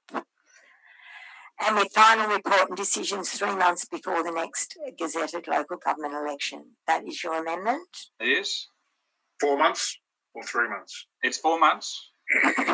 It's now been corrected. Thank you very much. Sorry, it seems to be missing a verb. I'd like to speak to that if I could, Madam Mayor. Just a moment, Councillor McGinn. Sorry, that sentence seems to be missing a verb. So at the next council meeting, you're requiring council to come back with an interim financial implication for the proposed name change. Yes, Madam Mayor. And then with a final report and decision 4 months before the next gazetted local government election. Yes, Madam Mayor. So can I speak to it now, please? Yes, Councillor. There are 2 items there. The first one is that interim financial implications should come to us, because at the moment we know that there's amounts of money that we've been told in confidential will cost us in undertaking the poll. That's in confidential, Councillor. I don't know that you should be saying we've been told in confidential. Yeah, but we have been told an amount, Madam Mayor. I can tell you that, and you should know that, and I can't say it in open council, and I won't. But there's also the implications of all the extra work that's been going on. According to Matters in Progress, we've had, since February the 3rd, staff working on this name change. If we voted this down today, June Council would have a report. So they have been working on it, and they've been spending many hours. There's not just the cost of the poll, there's also the cost of the staff that have been working on this, and they will continue to work on this right through till next year. That's a lot of hours that will be spent on going through a name change from Kempsey Shire Council to some other name, and with very little benefit for us in this present financial situation. We have major issues. We are running in the red because of lots of economic impacts from the bushfires and from the COVID-19 pandemic that's hitting our country, the lockdown, the lack of tourism. And our council is very dependent on tourism, as you all know. We are going to have long-term implications, and this is not the time to go on with this. But if we get a financial report on the costings so far and the projected costings to next council meeting, and I'm sure that our staff could do this, we will then be able to consider whether we go forward with a potential name change. We've got to say, be realistic here. We've got to be realistic, whether we go forward with a name change at great cost to a council that is struggling financially. We need to think about this. And so if we get the report at the next council meeting on the financial implications of going forward, we can make an informed decision. And if we decide not to go ahead with it, we will be saving council money, we'll be saving council staff time who are already under immense pressure. And to actually put this on them at this time is not the right thing. So if we pass this amendment, we will actually have a decision we could take at the next council meeting on whether to proceed further. Once we look at the numbers, we look at the numbers of dollars that have to be spent for a name change. Question, I commend the amendment to all my fellow councillors and think about these implications. The question first came up from Councillor Patterson, Councillor Williams, Councillor Morris. Was there anyone else? Councillor Saul. So I'll take Councillor Williams, Morris, then Saul. But that would depend if you're a speaker for or against. Councillor Williams. I've just got a question. That number one just doesn't make sense to me. That council interim financial implications proposed name change report for the council. There needs to be some wording there. That council develop a interim financial implications report. I would suggest provide. Thank you, okay. Councillor Williams, for that. Provide an interim. So thank you. Thank you very much, Councillor Williams. Just got a question also through the General Manager to the Director. The General Manager's not here, so... Oh, sorry, so through you, Madam Mayor, sorry. Right, to the Acting General Manager, who's the Director, I think. I don't know, but we'll go with pop that on. Just that, is this possible to be brought back to the June council meeting? Through you, Madam Mayor, just to probably address a couple of those comments or questions, and specifically Councillor Williams' question. We haven't been expending a significant number of hours on this matter yet. Obviously, with the coronavirus pandemic, that had a major impact on our workload, as Councillor Horville alluded to. But it wasn't that we were doing a whole lot of work in relation to this particular item. We obviously envisaged, given the OLG advice and what came out from Minister Hancock, that there would be delays in the council elections. We knew that would then essentially push this item further down as per the recommendation that was included in this report. So there has been sort of limited work today. The recommendation that was included was to move this to June 2021 before it came back to council, was on the basis that it would obviously provide additional time to do that work, and there wasn't the intention to be doing a significant amount of work in relation to this. Now we would start to do that work around engagement, etc., as we got closer to that time frame to bring it back to council, because obviously you'd want the community engagement to be occurring close to the time of making the decision, not to be happening a long time before that decision was going to be considered by council. Specifically, I guess, in relation to Councillor Williams' question, in relation, could this come back to June? There's work in relation to understanding what the potential financial implications would be.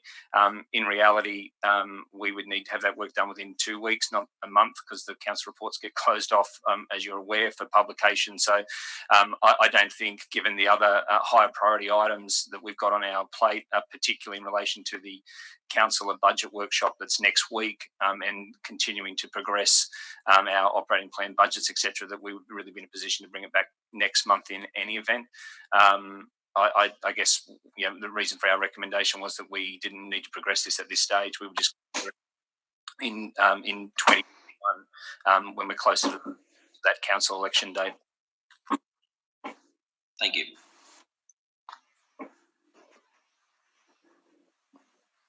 Question, Councillor Horville? Thank you, Madam Mayor. I beg your pardon. Yeah, there are people ahead of me, Madam Mayor. I have a question, though. Question after Councillor Saul. Councillor Morris first, then Councillor Saul, and then you can either do your question or close debate. Thank you. Mine was more of a question in much the same way. I believe June is not feasible, and I believe it probably should be September, probably.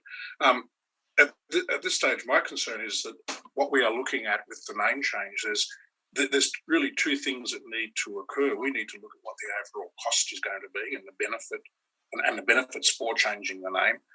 We also need to go out and consult with the community to come up with the names that are going to be put to the community for consideration at the next election.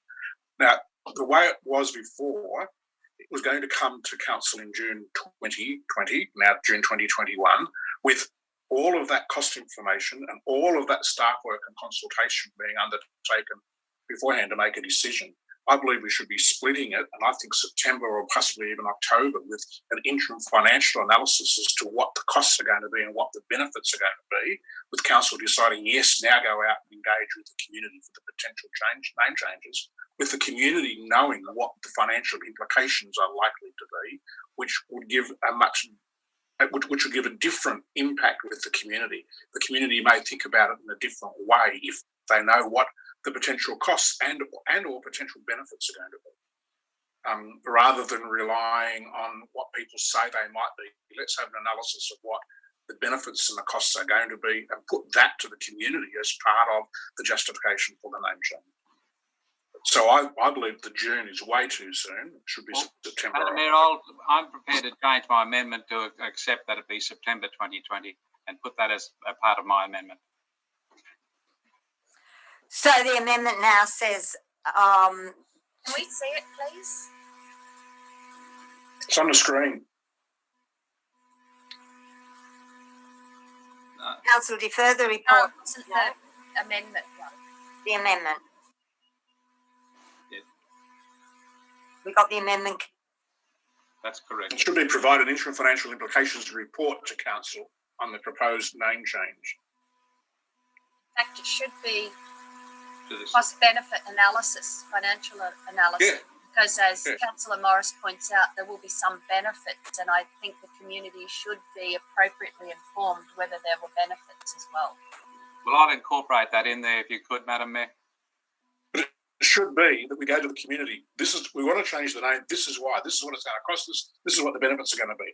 Now, if you agree with those benefits and costs, what do you think the name should be? Or if you think those costs are too great and the benefits too small, no, but at least the community have a basis for making their decision. It wouldn't only be the community, it would also be the councillors in going forward. Correct. So let's have a look at what we've got now for the amendment. Because, Madam Mayor, there are considerable costs just in changing all the letterheads and the signage and everything, as well as the costs of actually doing the poll and implementing the change.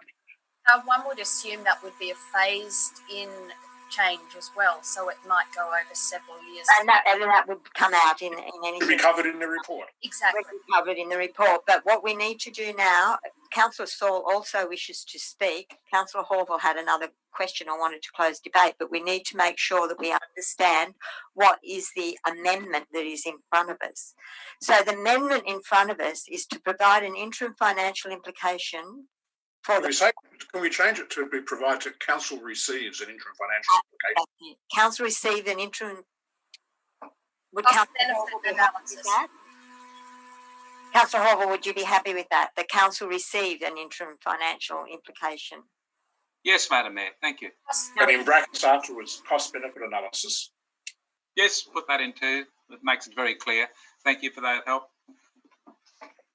To the September 2020 council, and with final report and decision 4 months before the next gazetted local government election.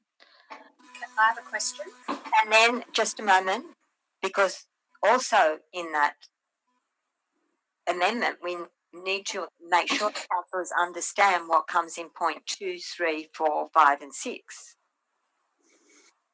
So that is what is going to be changed in point 1.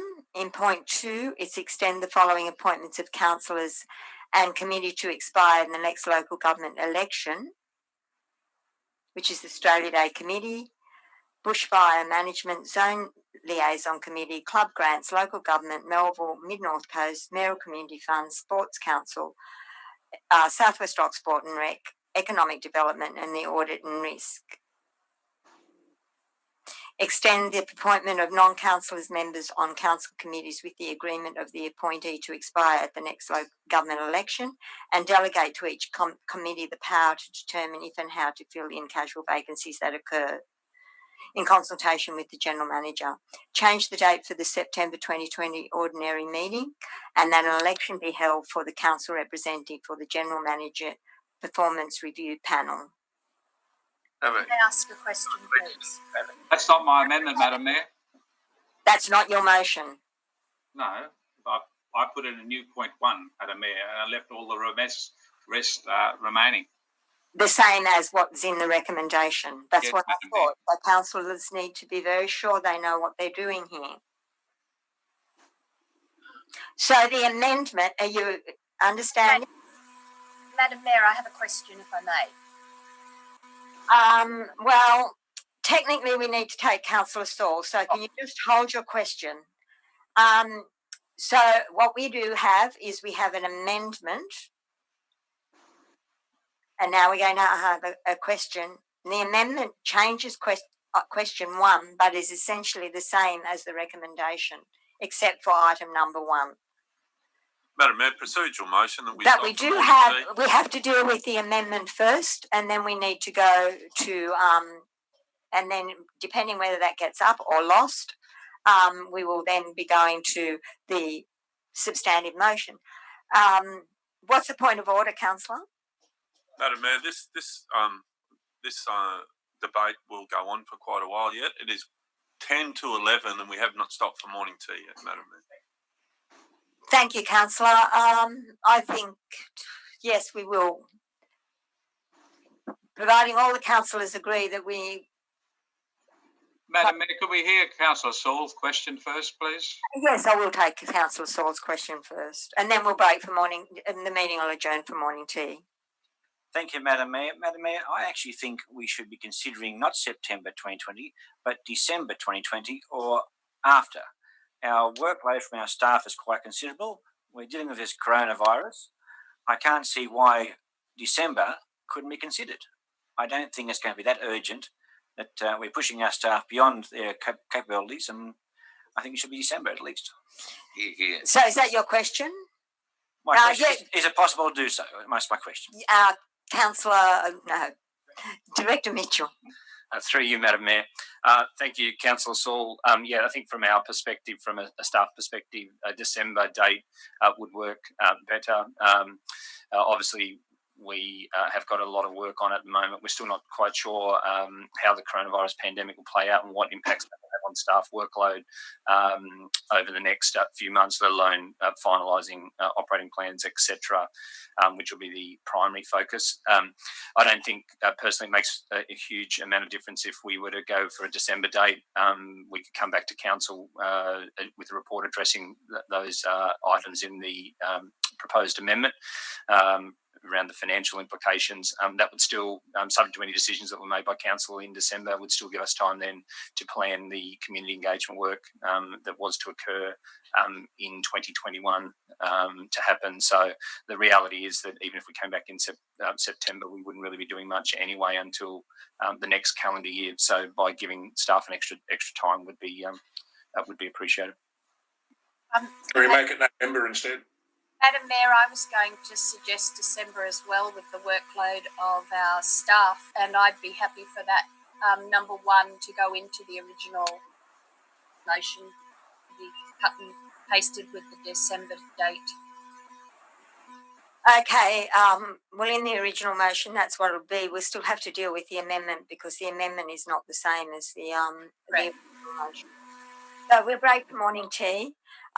Understanding that when the substantive motion now does incorporate that December date.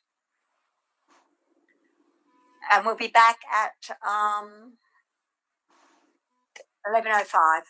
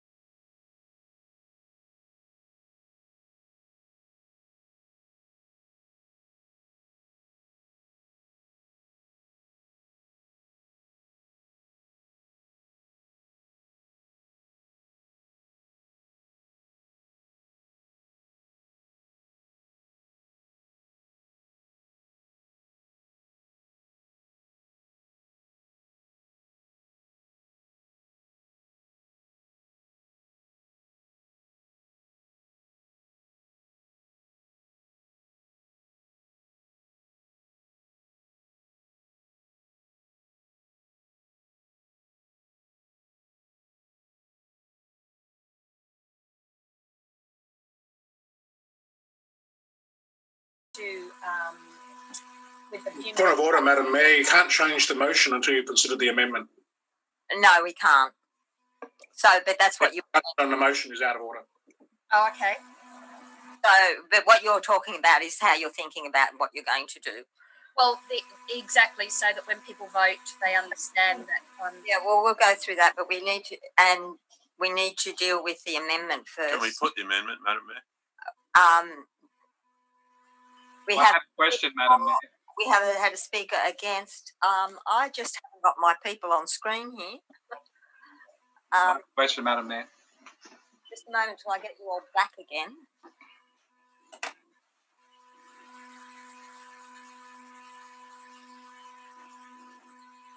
Oh.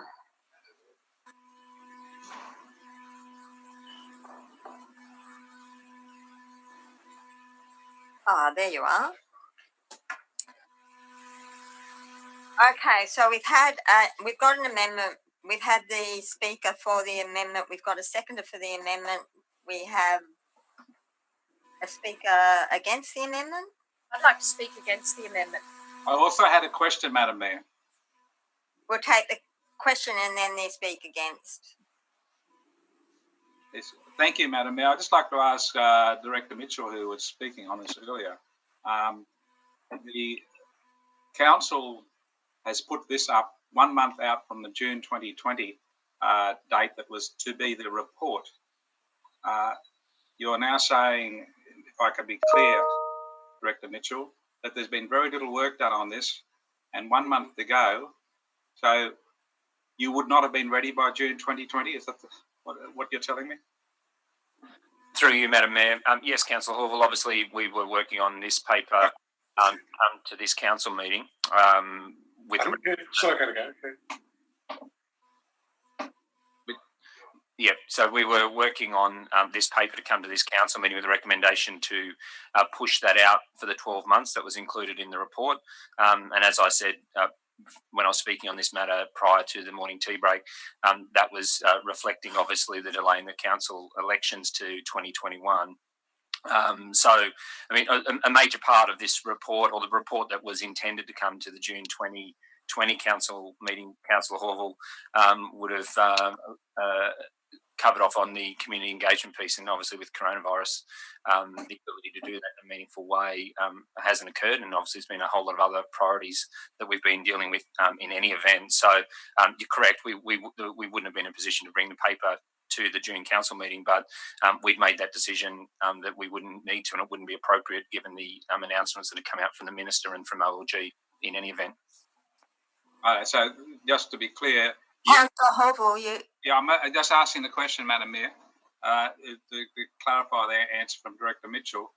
The council management presume that this council will vote in favour of postponement, and if we didn't vote in favour of postponement, there will be a major issue on getting a report to June 2020. Through you, Madam Mayor, as I mentioned before, we could bring a report. I think the reality would be, Councillor Horville, that it wouldn't probably meet the requirements of councillors because we wouldn't have been able to do the community engagement that was actually intended. And I don't think that would have been something that any councillors would want to see coming back. That wouldn't have met the full purposes of what was actually intended. Thank you, Director Mitchell. thank you. Councillor McGinn, Thank you. I'd like to speak against the amendment, and the reason being is I'm speaking. It's really at point 1, deferring the report until receives an interim financial implications report, a cost benefit analysis on the proposed name change to September 2020 council. The fact is really that we may not even progress with this at all, and I suspect actually for a large number of our community that a name change is far from fitting within their priorities for council. So I'm not sure that asking our staff to prepare a detailed financial implications report or cost benefit analysis anyway within even this calendar year is really in the best interests of the limited resources in terms of time and money that our staff actually have. I mean, the truth is we may not progress with a name change at all. And so I do think that we should probably be determining that at some stage at the end of the year, rather than actually asking for reports when there may not be any legs with this idea anyway. So for that reason, I think I actually prefer the original motion that came out in the agenda. And I still think that within the 4 months of the gazetted election, at the end, for when we do go to a final report, is appropriate. But I really do think asking for anything detailed when we may not even progress with a name change does seem somewhat a waste of valuable resources. And that's why I'm speaking against this motion. Can I move an amendment, Madam Mayor? Thank you. Councillor Shields. I'd like to move an amendment and that be that Point council. of order, Madam Mayor. We can't have a new amendment until this matter is dealt with. Be a foreshadowed amendment. It's a foreshadow. Yeah, you The can. council defer the report on the proposed name change, currently due to be reported to council by June 2020, and instead councillors discuss this item at the upcoming May 27th councillor briefing for the operating plan. Could you please repeat that, Anna? Basically, just that we keep that we're deferring it for now, but that we consider it collectively with everything else in the operating plan. Maybe at this stage, considering the COVID and bushfire recovery, maybe this is not something we need to pursue. Maybe we need to go about this in a different way. Do we need to poll the community first to see, is there an appetite for a name change before we go through all of these council resources and communication resources trying to find out? I just think at the moment we're making a decision on the run now when this should actually be considered within the operating plan and prioritised against other items. Here. Madam Mayor, I'd second that if need be. So it was basically leave point 1, but instead of saying at the end to be reported to council by June 21, just say instead to be considered in the 2021 operating plan.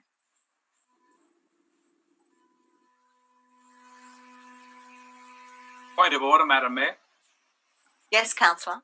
I'd like you to rule that out of order. We should not be discussing this item in a closed briefing session. We are supposed to be representing the community, and we should be doing it in an open fashion, transparent fashion. And that amendment, therefore, that is foreshadowed, is not able to be accepted. I would think as mayor. It is a foreshadowed motion, councillor. That would mean that we couldn't talk about any of the things in our operating plan in a workshop. Councillor Morris. Madam Mayor, I'd just like to express a concern with the foreshadowed amendment in as much as we've been told by the staff that they don't have the Councillor, speak to a foreshadowed. Well, okay, I can speak to it later on. The other thing too, that I would like to see the current one changed to December, because from what Director Mitchell said, there's not going to be any staff work done. I'd speak in favour of the amendment. Contrary to what Councillor McGinn said, what we've currently got, if it's going to come back to council 4 months prior to the next gazetted local government election, that means that there's a whole pile of staff effort and consultation that needs to be undertaken with the community not being informed of the likely costs and benefits. I think it'd be more prudent for us to have an analysis of the interim financial implications, cost benefit, to make a decision as to whether we should proceed with that community consultation to develop that report 4 months prior to the next local government election. And to do it in the for the amendment or against the amendment? I'm speaking in favour of point 1 in the amendment, that we have it, and I'm saying it should be December. I accept that, Madam Mayor. But what I'm saying is that if we split the two, we haven't got all of that staff work and effort and public consultation to come up with that final report 4 months before. We are making a conscious decision after we look at the costs to implement it and the benefits that will be achieved from it before we go ahead with that extensive community consultation phase, which is going to be more resource hungry with staff time than the initial cost implications. Councillor Morris seems to misunderstand what I'm saying. You're assuming we're going ahead with a name change, and I'm saying we may choose not to go with any name change. So why would we have these reports or a series of work done when we're not even going to progress with a name change at all? And that's the bit that I'm... Well, if Councillor McGinnis... Excuse me, Councillor, do you understand that you are in open council? So you're either going to stick to the rules, which is speaker for or against? We move, we move to workshop. I move that we put the amendment. We've had a speaker for, we have a speaker... Put the amendment. I've had two speakers for. I'm taking it that Councillor Morris was speaking for the amendment. I've had one speaker against. I need another speaker against the amendment, and then I'll put the amendment. Madam Mayor, I'd like to speak against the amendment. Thank you, The Councillor. amendment being changed to December, or is it still Correct September? the motion, please, or the Councillor amendment. Morris, you haven't been called to speak, and neither of you, Councillor Horville. Councillor Patterson is speaking. Can we please correct the information on the screen to December, not September, as was agreed by Councillor Horville after my previous comments? I did say that, Madam Mayor. Thank you. Councillor speaking against. Thank you, Madam Mayor. Just looking at the report, seem to be having trouble passing, but the postponement of local government elections written by Manager Daniel Thorogood would not put in dates that were not achievable and would not put in comments that were not doable. I'm speaking against the amendment because I believe we should go back to the original motion, and with the pulling out of the election of the general manager's performance review panel as, where is it? 5? Is it not? 2E. 2E into would that be then point number 6, Madam Mayor? It is. Yes. So therefore, I'm speaking against the amendment. I believe that we should go back to the original motion with the inclusion of point number 6, that the General Manager's Performance Review Panel, we conduct a election for those members straight as part of this motion. Thank you. Thank you, Councillor. Councillor Shields, you want to speak? You want to say something? You want to put the motion? Put the amendment, please. Put the amendment. You want to put the amendment? Do they have to vote on that? Whether the motion be put, I need to ask the councillors to put the motion. Yes. Put the motion. Put the amendment. You want the amendment put? All in favour? I'm putting the motion. Putting the motion. Okay, the amendment. I'm going to put the amendment. All in favour of the amendment. You say, oh, well, actually, we're going the wrong way around because it used to be all in dissent of the amendment. So all who do not agree with the amendment, you need to say your names. Councillor Shields. Councillor Kim, Councillor Saul, Councillor Baxter, Councillor Patterson, Councillor Williams and Councillor Campbell. The amendment has been lost. We go back to the motion, the substantive motion. So you go to the foreshadowed amendment. The foreshadowed amendment, which was Councillor Shields, I believe. Yes. Councillor Shields, would you like to tell us what that is all about? So just to leave point 1, but just take off the last part after the comma, to be reported to Council by June 2021, and just say instead to be considered in the 2021 operating plan. Right. Do I have a seconder for the foreshadowed motion? It's an amendment, not a foreshadowed motion. Sorry, for the amendment. Councillor Baxter has done that. Could we see the motion, amendment, please, Madam Mayor?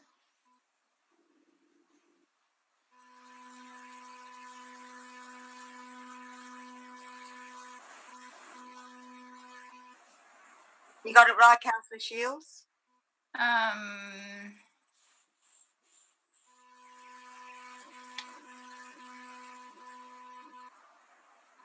Yep, I think it's That sounds okay. Madam Mayor, can I ask a question? Yes, Councillor Baxter. Just on your sentence there, Councillor Shields, didn't you before mention discuss this at the May 27 workshop? Could we put that in there? I think it would have addressed Councillor Morris's point about having a workshop. It would address Councillor Horville's point about costs. All of this could be brought up at the workshop at May 27. Which is where we're considering the 2021 operational plan. But if you want to add that, that's fine. But that's what we're doing. Thank you. In the May 27 workshop. Madam Mayor, may I ask a question of Director Mitchell, please? Yes. Thank you, Madam Mayor. If it's considered in the 2021 operational plan, Director Mitchell, can that decision subvert or get rid of the plan to have a report on a name change? Through you, Madam Mayor, Councillor Horville, the way I would interpret that is when we have the workshop and we're talking about the operating plan and specifically considering the work that's been done by the staff since that's gone out on exhibition. There would be an opportunity, obviously, for us to be looking at that plan in terms of taking out items or proposing to take out items or amending them. Obviously, there's another key input, which will be the submissions that we get from the community, which close at the end of this week. And then we'll be having subsequent workshops with the councillors. So I guess from my perspective, you'd be able to include an item in the operating plan that would talk about bringing this piece of work back or effectively detailing that this piece of work is to occur as part of the operating plan. So that could be a recommendation from that May meeting that it no longer continue and we won't have to cover the cost of any further action on it? Yeah, well, it would be, I guess if there's a direction from council in terms of the feedback from the on the operating plan and what we progress, the operating plan will still come back to council on the 28th of July. And so to be adopted. So, you know, I guess to the extent it's not specifically referenced in that, I can't recall at this stage whether we had a separate item in the draft operating plan that's gone out on exhibition. I think it probably wasn't referenced in the operating plan that's on exhibition at the moment on the basis that we'd originally intended that was going to be happening as part of this this current financial year. But I guess if there's an action for us to progress that, then we would specifically include that in the operating plan that gets adopted by council at the July council meeting. Sorry, can I just wordsmith a little, Madam Mayor? Just in point one, just to have, if Manager Thorogood could put a full stop after June 2020, and then just say the matter instead be considered in the May Council workshop regarding the 2020. It just doesn't sound quite right.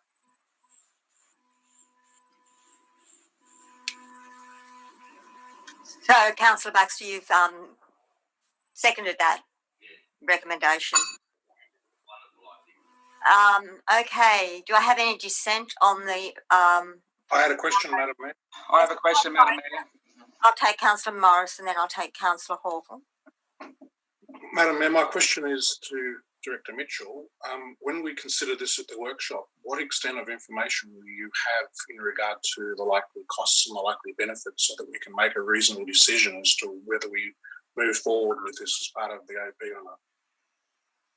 Or are you not likely to have that information as you indicated earlier in the discussion?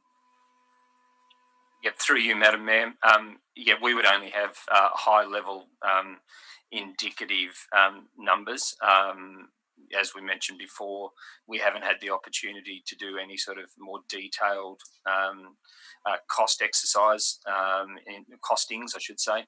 I guess particularly in relation to signage, which would be a major part of the cost of any name change.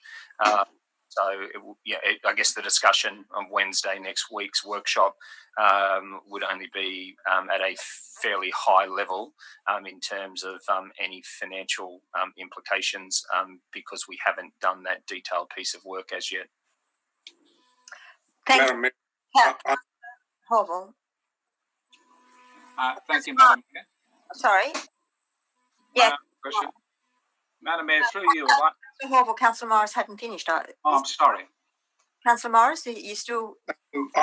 On the basis of that, and on the basis of some of the comments that Councillor McGinn made before about, I was assuming that the name change would naturally proceed, which I'm not 100% certain because I need more information. It's like, because I would like to move a foreshadowed amendment, and that foreshadowed amendment is that Council receives a report to determine whether Council should proceed with the name change at the December Council meeting, the December 2020 Council meeting.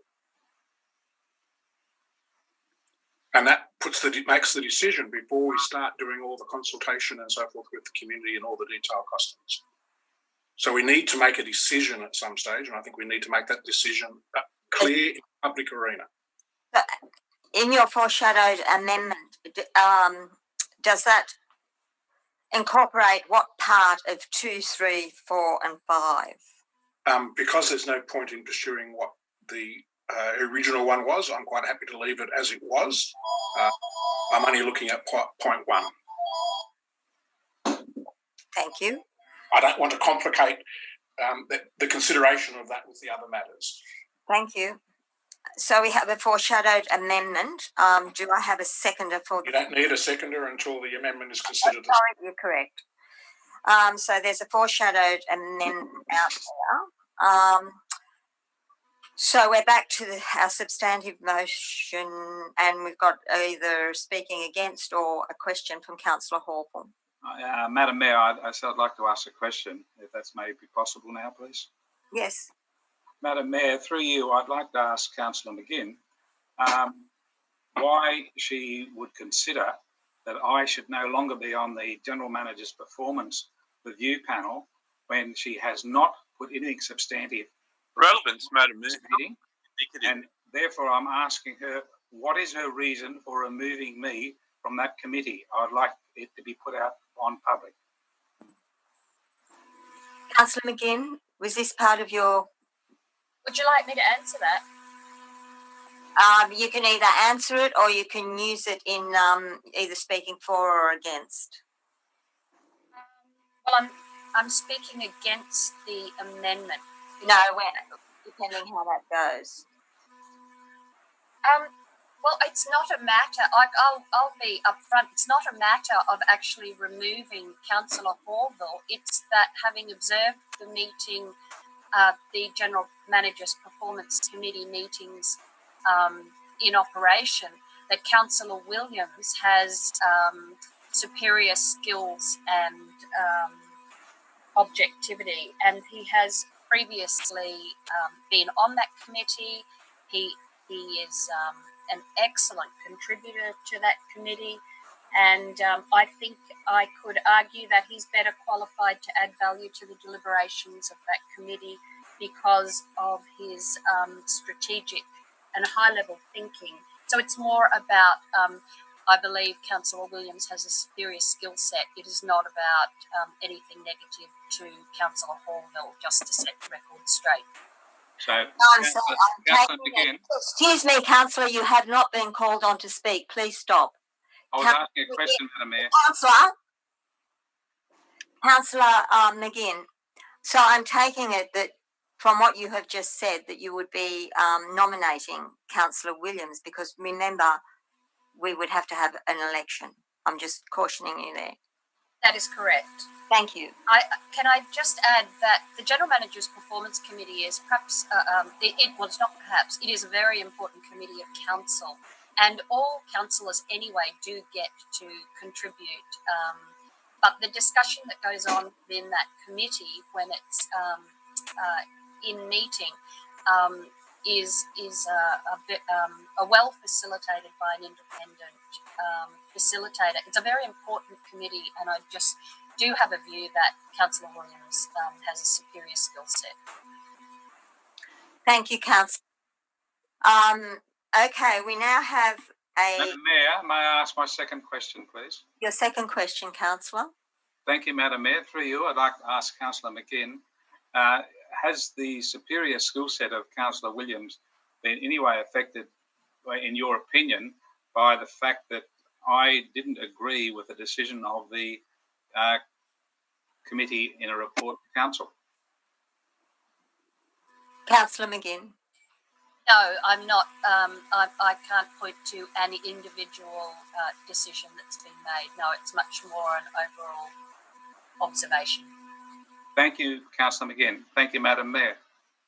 Councillor, well, we've had a speaker for and against, and we're now going to put the... No, where are we? We've got Councillor Morris now has a foreshadowed amendment. No, we don't. Where are we? You've got an amendment? Yeah, I've got a foreshadowed amendment. Can we put my amendment, please? So, yes. So we've got a foreshadowed amendment to come up if this amendment, if this motion that's substantive now doesn't get up. So what we're voting on now is Councillor Shields' motion, seconded by Councillor Baxter. Do I have any dissent from the motion that is in front of us?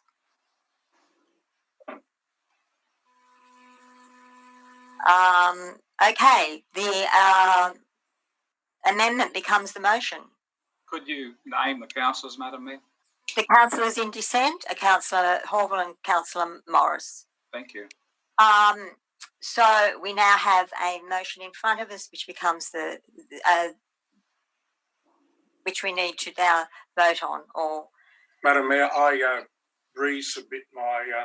We have a foreshadowed amendment now from Councillor Morris, and the foreshadowed amendment changes item number 1, I believe.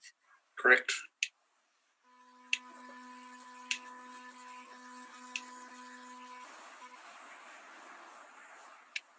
Can we see that, Madam Mayor? Please. Yes.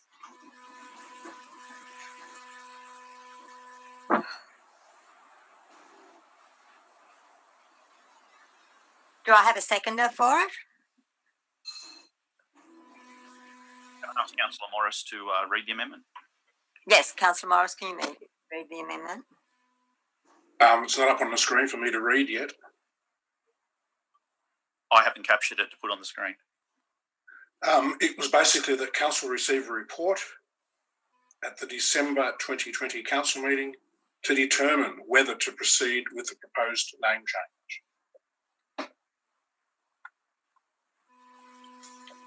I'll second that.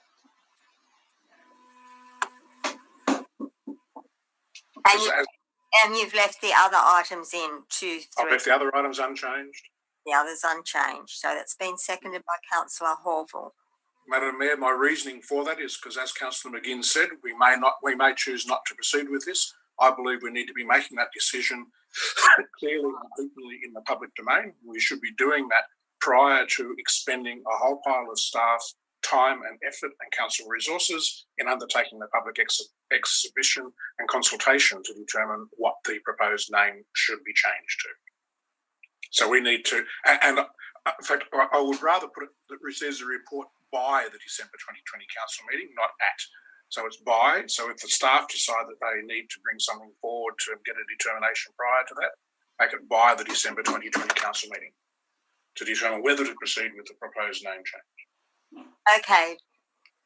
Do I have, so you've spoken for it. Do I have any... I have a question. Yes, Councillor McGinn.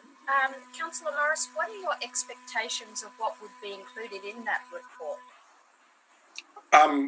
Councillor McGinn, there would need to be some information on a financial matter so that we can at least make a reasonable decision as to whether we should be committing council resources and staff time into progressing the matter. That report may come out of discussions that we have, which may be at the meeting on the operating plan, and it may in fact come to the next meeting that we recommended that we don't proceed or that we do proceed. I just ask, if I may, on the basis that we as councillors are the elected leaders in our community, and surely we go out and talk to, you know, the constituents within our community to determine what their appetite is, cost or no cost. That cost is not the only decision maker on whether you would have a name change or not. And in fact, there may be no appetite because people don't, you know, they think there's other priorities council should be discussing. And yet again, we're getting bogged down in this discussion, and I'm sure they're all rolling their eyes out there at this. But maybe we can determine that without a report on the basis of our own debate. Well, if that was the case, we wouldn't be proceeding with the information I'm hearing from the community. Well, that's why perhaps the item that Councillor Shields has put up when we discuss it in the 2021 operating plan does not, we won't need a report from council. Can we put the motion? Hang on a moment. Councillor Shields has a question, and what we have here now, we need a speaker for or against, or I need to ask. Madam Mayor, the Speak against amendment on display is not correct. Madam Mayor. Once again, have some respect for the chair. You have not been asked to speak or acknowledged by the chair. Please Madam stop. Mayor, may I speak, please? No, you can't. You have not been acknowledged. And I am just fed up with it, Councillor Orville. You need to respect the chair, whether it's me or anybody else. Councillor Shields. Just to briefly state that if we're making a decision regarding resourcing and funding in our next financial year, then I think a discussion in its entirety about the operating plan would be the most appropriate place to have that discussion. We may have this discussion with extra information that will come from staff for that meeting, with extra information that will come from councillors based on what they are hearing in the community, although that will be anecdotal. And then we can make an informed decision as to whether we choose to proceed and how we choose to proceed. And it still may be Councillor Morris's foreshadowed amendment. We may decide to proceed that way, but let's get some more information. And if we're talking about funding next year, let's talk about it in the conversation overall of the operating plan, not making a decision on the run now. Thank you. Making a decision on Speaker for, I've had a speaker against the foreshadowed amendment. Oh, well, it's now the amendment. I'll speak for, Madam Mayor. Thank you, Councillor Horville. Madam Mayor, before I proceed to speak in favour, could we correct the amendment as moved, please? Councillor Morris moved 2 to 5 as was in the original recommendation. No, I moved as it was changed. No, he did not. Councillor Morris, would you like to say what you did move? I moved it as it was changed because I don't want to complicate this with that other. It's quite clear that the majority of the councillors will not support it going back to what it was. So there's no point in complicating this matter of changing point 1 with the original from 2 to 5. So you're supporting number 6, is that what you're saying? Right, thank you. So I'll speak in favour of the motion, but I have qualms about the fact that we're trying to change one person on the committees at this late stage, and I think it's wrong.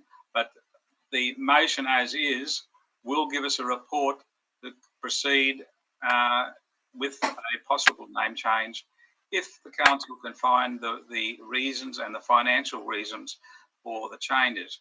The cost-benefit analysis would possibly be in the report, and we would have to have a financial benefit for a name change, especially under the financial situation council finds itself. So I'm suggesting that we support this amendment, and we can go on with the other matter later on. Okay, do I have any speakers, any further speakers on this amendment that we have in front of us now? Otherwise, I am going to put the amendment. This amendment is Councillor Morris's amendment. It's Councillor Morris's amendment with seconded by Councillor Horville. Okay, the people that are voting against the amendment. Councillor Shields. Councillor Shields, Councillor Patterson, Councillor Saul, Councillor Williams, Councillor Baxter, Councillor McGinn, Councillor Campbell. Okay, the foreshadowed amendment, the amendment has been lost. We now go back to the original motion. It's Anna's version now, isn't it? It's Councillor Shield's version. Yes. Is there anyone that dissents against the motion that we have in front of us? That's not the motion that's currently on the books. You can't see it, Madam Mayor. Oh, It's the amendment that was passed. we're getting there. Just a moment. It was moved by Councillor Shields and seconded by Councillor Baxter. It's to defer the report of the proposed time change to when we have our operating plan, and it incorporates that change to number 6. Those people voting against? Councillor Horval and Councillor Morris. Everyone else is voting for. Thank you, councillors. It's been carried. So now we need to do an election. The motion becomes, the amendment becomes the motion, doesn't it, Madam Mayor? With respect. So I beg your pardon? Oh, no, it was already the motion. It was already the motion. We'd already gone down that path. So I'd like to nominate Councillor Williams to the... we now have Councillor, oh no we don't, we have Director Mitchell. Actually the Manager Governance is the returning officer. Yeah, in the absence of the General Manager, I will act as the returning officer. So I will call whether there are any nominations to nominate for the position of the Councillor Representative on the General Manager's review. Councillor Williams, I'd like to nominate Councillor Williams. I'd like to nominate Councillor Williams. Can't have 2 nominations for one person, Madam Mayor. Only one nomination, we vote on it. Is there any other further nomination? Oh, you're the returning Are there any officer. further nominations? Yes, I'll nominate myself. Sorry,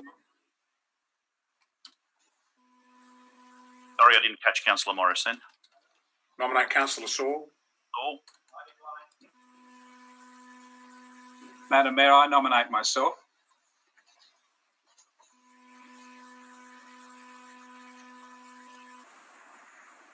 So in that case, Councillor Saul has declined the nomination. So we currently have 2 candidates, Councillor Williams and Councillor Horval. Madam Mayor, may I speak to my nomination, please? Just before we do need to take a resolution on the method of election, whether that election is going to be by open voting, by secret ballot or by preferential voting. I will caution councillors that a secret ballot will probably be difficult and timely to conduct, difficult and take some time to conduct in a Zoom session.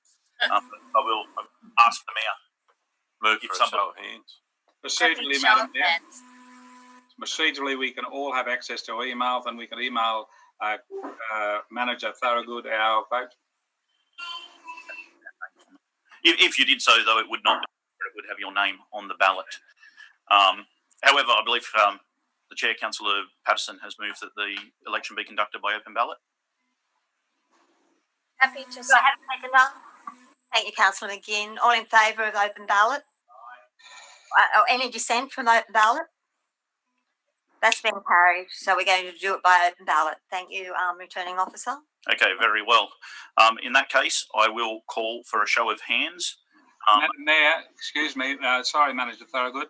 Could I speak to my nomination, please? No, we don't generally do that, and then I think in this case it would be ill-advised, and there's no need. Thank you. Madam Mayor, I would like to ask the question. Thank you, Councillor. Madam Mayor, I would like a moment for self-explanation, which is in the Code of Meeting Practice, I believe. I've been misrepresented. You believe you've been misrepresented?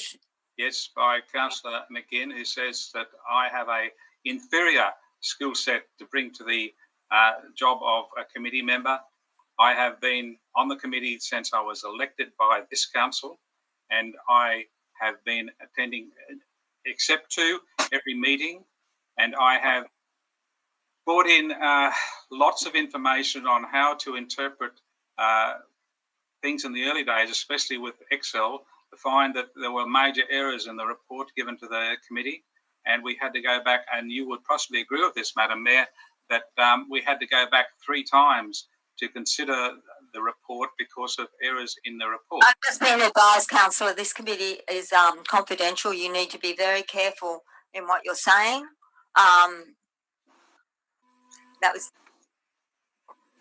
so the things that are up there and what happens there is a confidential. No, we can't do this vote in confidential, Councillor. Can we put the vote, Madam Mayor? I had finished my explanation, Madam. Councillor McGinn. Can we put the vote, please? Do I have a right to finish my explanation, Madam Mayor? You need to be very careful how you do that, Councillor, but you may continue. Thank you, Madam Mayor. I am able to consider lots of written material that comes to the members of the committee, and I have been able to discuss them fully. Councillor Williams was on the committee for a time as Deputy Mayor, and he was willing to do his best, but I am pretty sure that I contributed more to that committee, and therefore I would suggest that taking me off the committee is going to not make that committee as effective as it was. As one of the things I have promoted, and finally, councillors, all of you should know this, I have got the General Manager's report coming to you before the committee meets. That was something that came out of the last committee meeting, so you can consider what the General Manager has considered before you contribute to the committee. Excuse me. That is directly from me, and so that's why I say I have a superior skill set. I'm going to interrupt there because that's not factual. We have always done that. Councillor Morris, Councillor Williams. Thank you, Madam Mayor. I just wanted to put it on record too that I've also been an active member of that committee for about 6.5 years. So basically nearly, other than I think since September last year, is the only time that I haven't been on that committee. I too do bring that experience to the table. I may not be potentially as educated as Councillor Horval, and I'll put that on record, and that is on record, but I do believe I bring the appropriate skills to that, and I contribute to that committee just as much as anyone else. So I'll put it to the vote. It's not up to me or up to Councillor Horval, but it's to everybody, and whichever way it goes, it goes. Thank you, Councillor Williams. Okay, back to the returning officer. Councillors have decided that the election will be held by open ballot, so I will put the nominations to councillors in the order in which they are nominated. So I please ask all those councillors wishing to vote in favour of Councillor Williams raise their hand.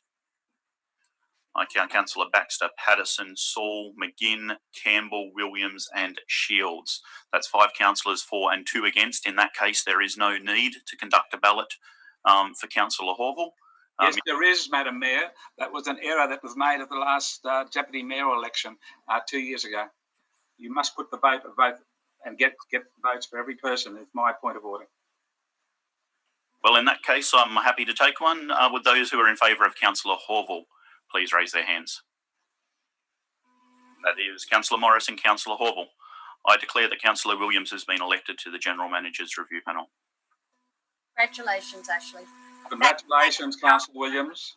We now move on to, someone needs to go and get our General Manager before we move on to item 9.5. There is a recommendation. Should we move back out of workshop? Considering we moved into workshop some time ago, should we move back out of workshop? We didn't move into it, did we?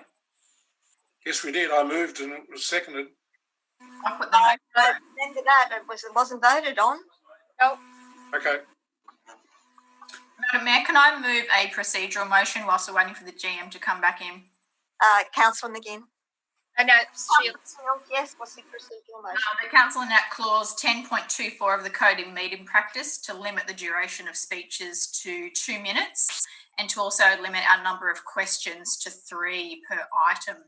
I just feel we're going to be through all day. We're going to be going into tomorrow, and given this time of COVID-19 and our recovery from the bushfires, I just feel that the staff probably have more important things to be doing than listening to us go around in circles. I don't need a seconder for procedural. Oh, yes, I do for this. Sorry. Thank you. Thank you. Does need to be a seconder. Councillor Patterson seconded that.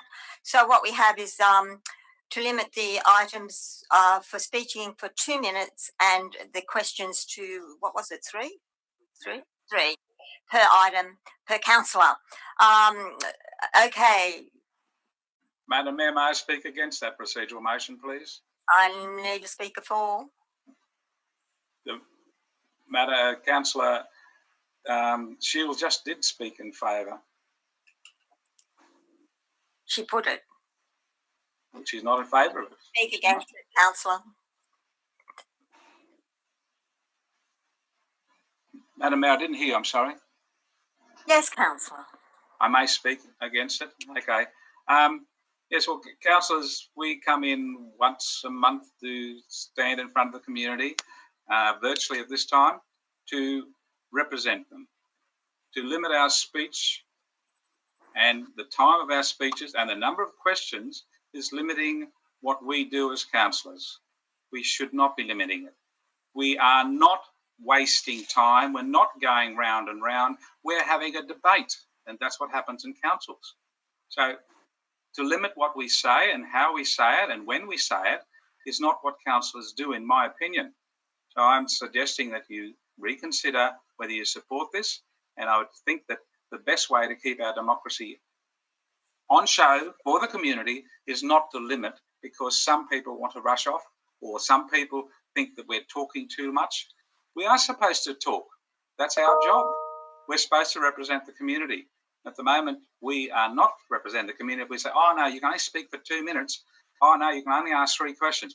Is it 3 questions per councillor or 3 questions in total? And that means that Councillor McGinn asks a question, Councillor Saul asks a question, Councillor Bax asks a question, and yet I have a question and Councillor Morris has a question. We can't ask them if there's going to be a limit of 3 questions only. So I'm not too sure what... Councillor Shields? Clyde. Councillor Shields? Madam Mayor, I do feel that it's unlikely that talking for an extra 3 minutes will change the outcome of a resolution, and therefore in this time I think it's more important that the staff work on council matters rather than listen to us. What were those operative words? On show. Thank you, councillor. Madam Mayor, could you clarify whether there's 3 questions per council or 3 questions in total on a matter? 3 questions per councillor per item. Okay. Thank you. Do I have any speakers, any more speakers, any dissent on this? Anyone who wants to vote against the procedural motion? Can I just ask a question here? Madam Mayor? Question. So is this changing what's in the Code of Meeting Practice? For this meeting it is. Oh, just for this meeting? So, but later on, if I'm presenting my nom, it applies to your nom as well. It would apply to your nom. You're right. We're limiting. Well, I've got an Academy Award-winning speech here that goes for 4.5 minutes, and we've now got 2. Might be able to be accommodated by questions, but anyway. No, I'm not surprised that Councillor Shields is trying to limit my Academy Award-winning speech. That is not my intention. I love your theatrical flair. I would ask that Councillor Shields, if you could postpone that. Can't do it. You can't do it, councillor. And it's a procedural motion. I have to put it. Well, I just like to make the other councillors aware that they'd be missing out on priceless pearls of wisdom if they limited it to 2 minutes. And they have three questions per councillor. Anyways, I'm going to put the procedural motion. All in favour of the procedural motion. I'm sorry, we're going to go the other way. Who is voting against the procedural motion? Any dissent? One. Councillor or Councillor Morris? Councillor Baxter. Okay. The procedural motion is carried. So we're on to the MNCJO review. Madam Mayor, with respect, did you vote for or against the procedural motion? I didn't dissent against it. Thank you. Madam Mayor. Okay. Can I ask a Do question? I have someone I just need to ask a question, Madam Mayor. I will Yes. notify the council meeting that I have to leave the meeting. I have a medical procedure on at Port Macquarie in 1 o'clock. Okay, thank you, Councillor. Thank you. So we have a recommendation. Do I have a mover for the recommendation? Thank you, Councillor McGinn. Do I have a seconder for the recommendation? Councillor Williams. Do I have any dissent on the recommendation? Madam Mayor, I have an amendment. I have an amendment. And the question from Councillor Morris. Can I have Councillor Morris's question first? Madam Mayor, my question relates to the discussions that we had last night where the General Manager said he would look up and try to bring back some information. And that information was how much has Council in the past contributed for its membership to the Regional Organisation of Council, or MIDROC? And is that money not available, or can that money be made available going forward for financial contributions to assist with the sustainability of the Mid North Coast JO? Yeah, through Madam Mayor, staff were able to actually dig up that information for us. From the 2010-11 financial year through to the 2014-15 financial year, there was $10,000 each paid in membership. The 2015-16 year, there was $5,000 in membership. 16-17 year, there was $5,833 paid in membership. And then when council resigned from MIDROC, it was actually refunded $25,053, which was a proportional amount of what was in there, held in their account based on the number of councils participating in it.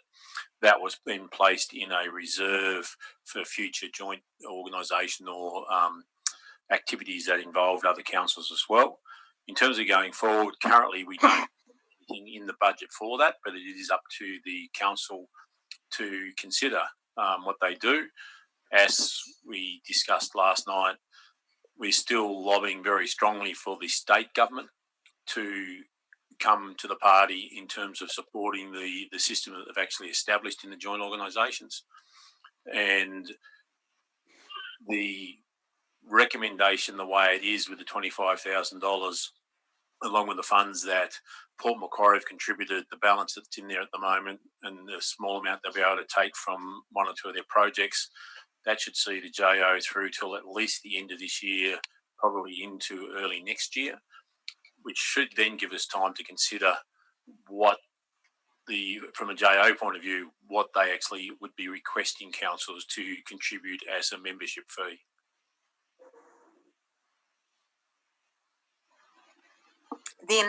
Does that answer your question, Councillor Morris? Yes, and from what the General Manager said, I probably don't need an amendment that I was considering, because that comment or that information will be reported back to Council, I assume, in your next review around the December period. Yeah, expecting a report back November, December, Yep. depending on where things come with the state government. Because what I was considering was moving an amendment that a report come back with the financial implications or the likely cost to council, and we consider that in our operating plan for 21-22 and the long-term financial plan into the future. But if that report's coming back, that can be discussed and determined at that stage. That's correct. Councillor Horval. Thank you, Madam Mayor. I'm sure that the General Manager would like to comment on the amendment, but first of all, I'll put it that a new point 4 be added, and it reads, the letter by the General Manager also requests that the Mid North Coast joint organisation be reopened to other councils to join. It is open. Yeah, through you, Madam Mayor, the membership of the JO is actually not closed. At least 2, possibly 3 councillors who aren't part of it simply have to say they wish to be part of it, and they would be appointed to be part of it. They're not actually blocked from being part of it. I add to that as well that we have actively encouraged and continue to encourage them to be members. Okay, thank you, Mr. General Manager and Madam Mayor, and I withdraw the amendment because I didn't realise that they were open to do it. I thought they were blocked by the state government. Thank you. Okay, any dissent from the recommendation? So, Councillor Baxter, you're in the room, so you're no dissent. There is no dissent then. It's passed unanimously. Thank you. We'll go through to 9.6. I think that was, no, that was in the block. 9.8.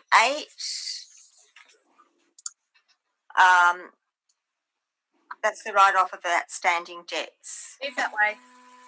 Oh, it's been moved. It was withdrawn for some reason. It's been moved. Yes, I withdrew it, Madam Mayor. Councillor Williams, but it's been withdrawn. So, do you have a change to the to the recommendation?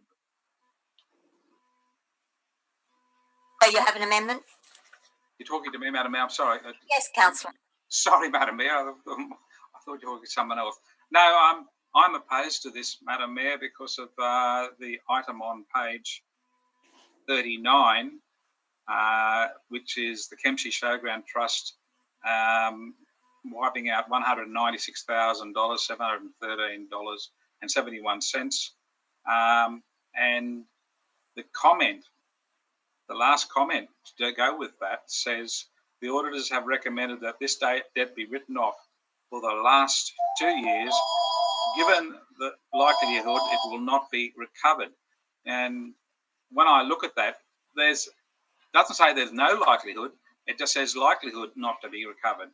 And interpreting that, it means there's still a chance we could get some of that money back. So I'm opposed to this motion for that very reason. I don't have an amendment.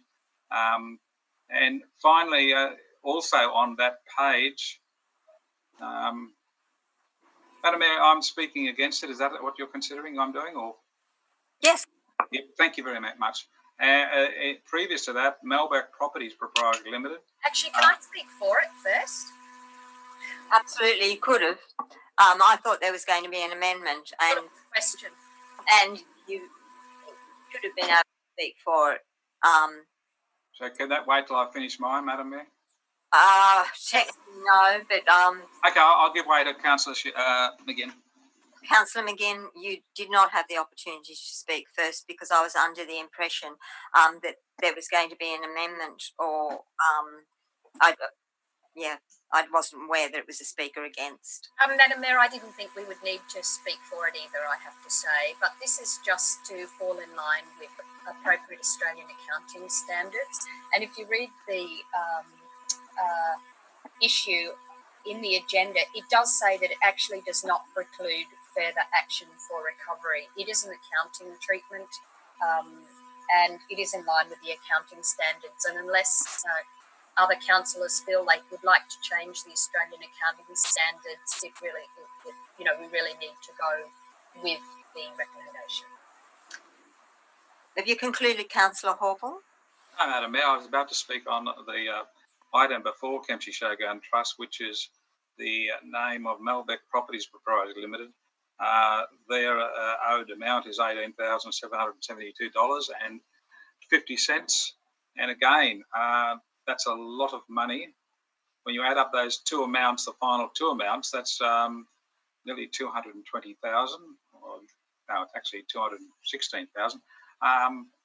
214,000. Quick correction. That's a lot of money to wave away when this council is in need of every dollar it can get. So to some people, that's not a great amount of money, but it's a lot more money than I ever received as a public servant in a year, twice the much. And so giving that amount of debt, I'm just philosophically against doing that. There's got to be a way of getting the money, and if other councillors consider the same thing, we could vote against it, and that way council will have to reconsider how they try and get this money. Thank you, Councillor. I just want to make one comment about the Kempsey Trust. Whilst this is not a donation to the showground, it's clear that the showground hasn't got the capacity to pay. we are just releasing them from the debt, the obligation to pay that debt.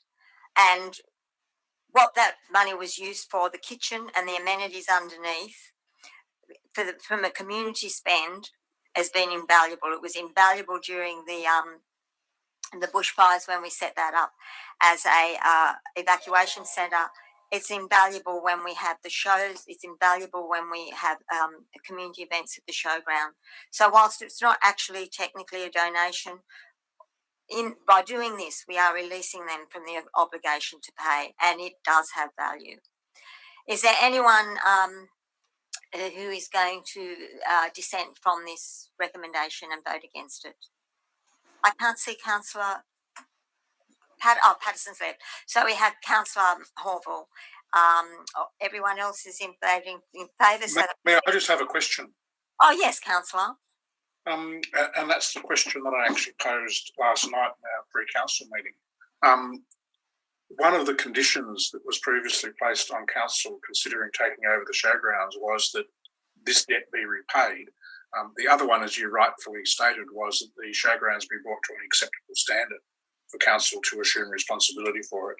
Will the waiving of this debt make it more likely that council at some stage may take over responsibility for the showground, or is the intention to leave it where and how it is currently managed? Through you, Madam Mayor, that decision is actually Crown Land's decision. It's not up to council.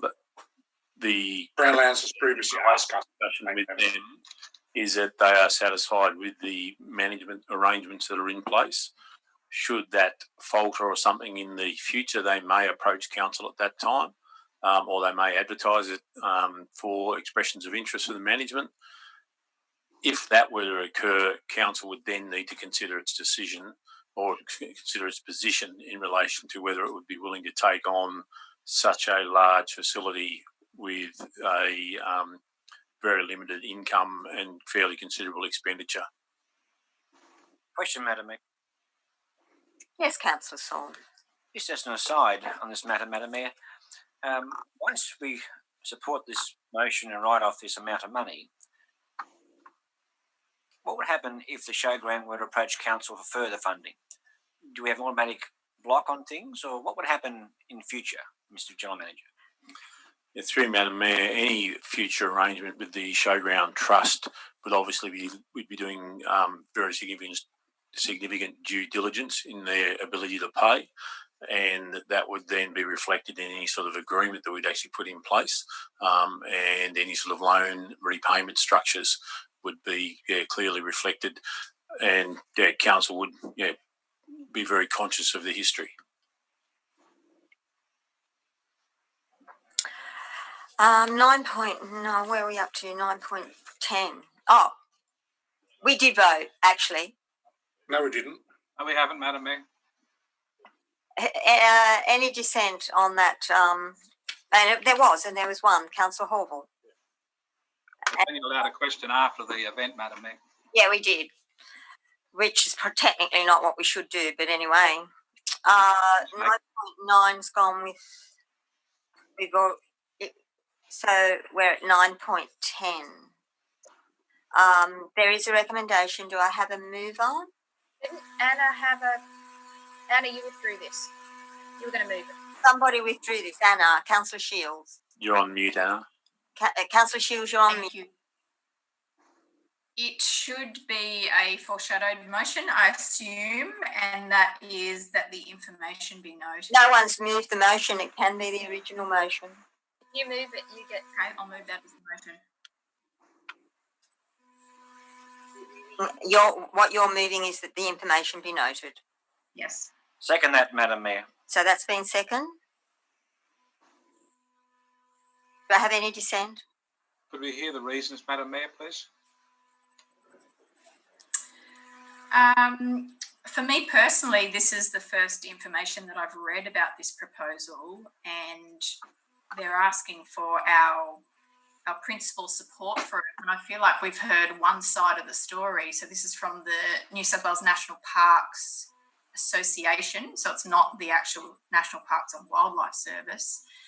There is a further report coming, I believe, later in the year, funded by Coffs Harbour. harbour. So I would like to have all of the information to make an informed decision rather than providing in principle support now without having all of the information. Thank you, Councillor. Do I have anyone else that wishes to speak on Councillor Horval? Madam Mayor, could I ask a question, please? Yes. Question? From the recommendation, could you, one of our staff members, possibly the General Manager, outline the impact of proceeding down this idea of a Koala National Park on employment in the forestry? Because some of the forestry areas of the Shire would be converted to Koala National Park. Would we have a loss of jobs or a potential loss of jobs if this was to proceed? Through Madam Mayor, the recommendation had a point 3 that looked at the need for a business case. That business case would actually look at the potential impacts, both in relation to negative impacts and loss in areas, which may or may not be in the forestry area, against the jobs that may be created in other areas, e.g. in the tourism area. That's why that was in there. There was actually commentary in the key considerations in the report. There's commentary in relation to that as well. Thank you, Mr. General Manager. Glad you put it out there.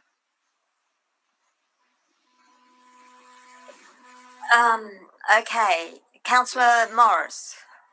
Madam Mayor, I'd like to move an amendment, and that is that we go back to the original recommendation with 2 changed to read, recognise the potential broader regional and ecological benefits of resulting from the National Park proposal, and 3, that Council receive a further report including a business case for the proposal prior to further considering its support. I'll second that, Madam Mayor. Councillor Shields, you had something to say? Just a question. I'm not against Councillor Morris's amendment at all, but I'm assuming that through the JO we would get this information or a report, or, you know, I'm assuming down the track they're going to ask us for some funding or some sort of contribution, so we're going to have more information to come. General Manager? Yeah, through Madam Mayor, that would be correct. If Council were to vote in line with what Councillor Morris has just put up as an amendment, then we would wait for a business case to be provided. That wouldn't be something this council would do. It would actually be provided by an external party, funded by an external party. Once we had that, we would then be able to bring that information to council and for council to consider its actual position at that particular point in time.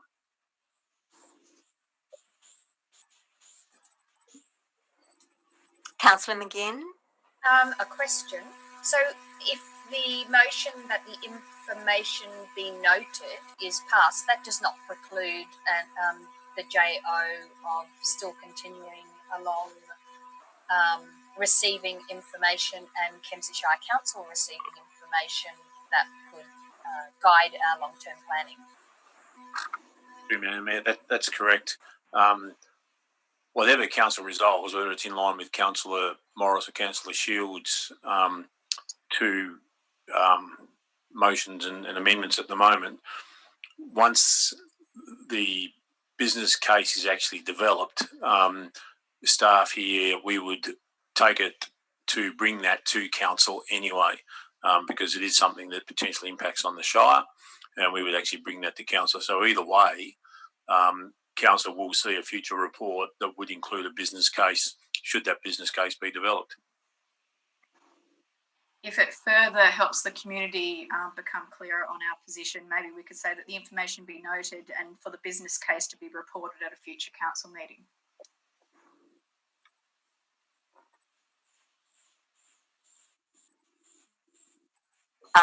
Councillor Morris, so you would, if this amendment... Madam Mayor, the problem that I've got with the resolution that's been put up, that information be noted, if you go to the very bottom of the document in the conclusion, It reads that in recognition of the potential broader regional and long-term benefits of the Greater Koala National Park, it is recommended that Council provide in principle support for the proposal. So therefore, by noting the report, surely that comment we have noted and we are indicating that we are agreeing to, whereby changing the recommendation that we received prior to further considering its support, we're taking away that in principle support. I don't agree with giving in principle support until we've got the information, but by noting it, we are noting that we give in principle support. Mr. John Mention, can you clarify that, please? Through you, Madam Mayor, the way I actually read it, Council is just simply noting the report. It's not endorsing, it's not making a comment one way or another in relation to any point in the paper at all. It's just simply noting it. Thank you.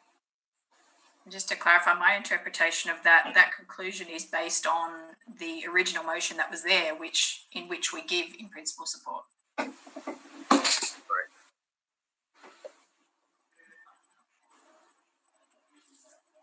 Madam Mayor, I'd just like to say I'm not against the proposal, but what I'm saying is that we need to know the information before we give our support. And I suppose that in the past, when we have noted things like in the matters in progress, the information that's been in the report has been considered as being endorsed by Council, particularly in regard to removing items where we've only noted, but that's resulted in action in accordance with what we noted.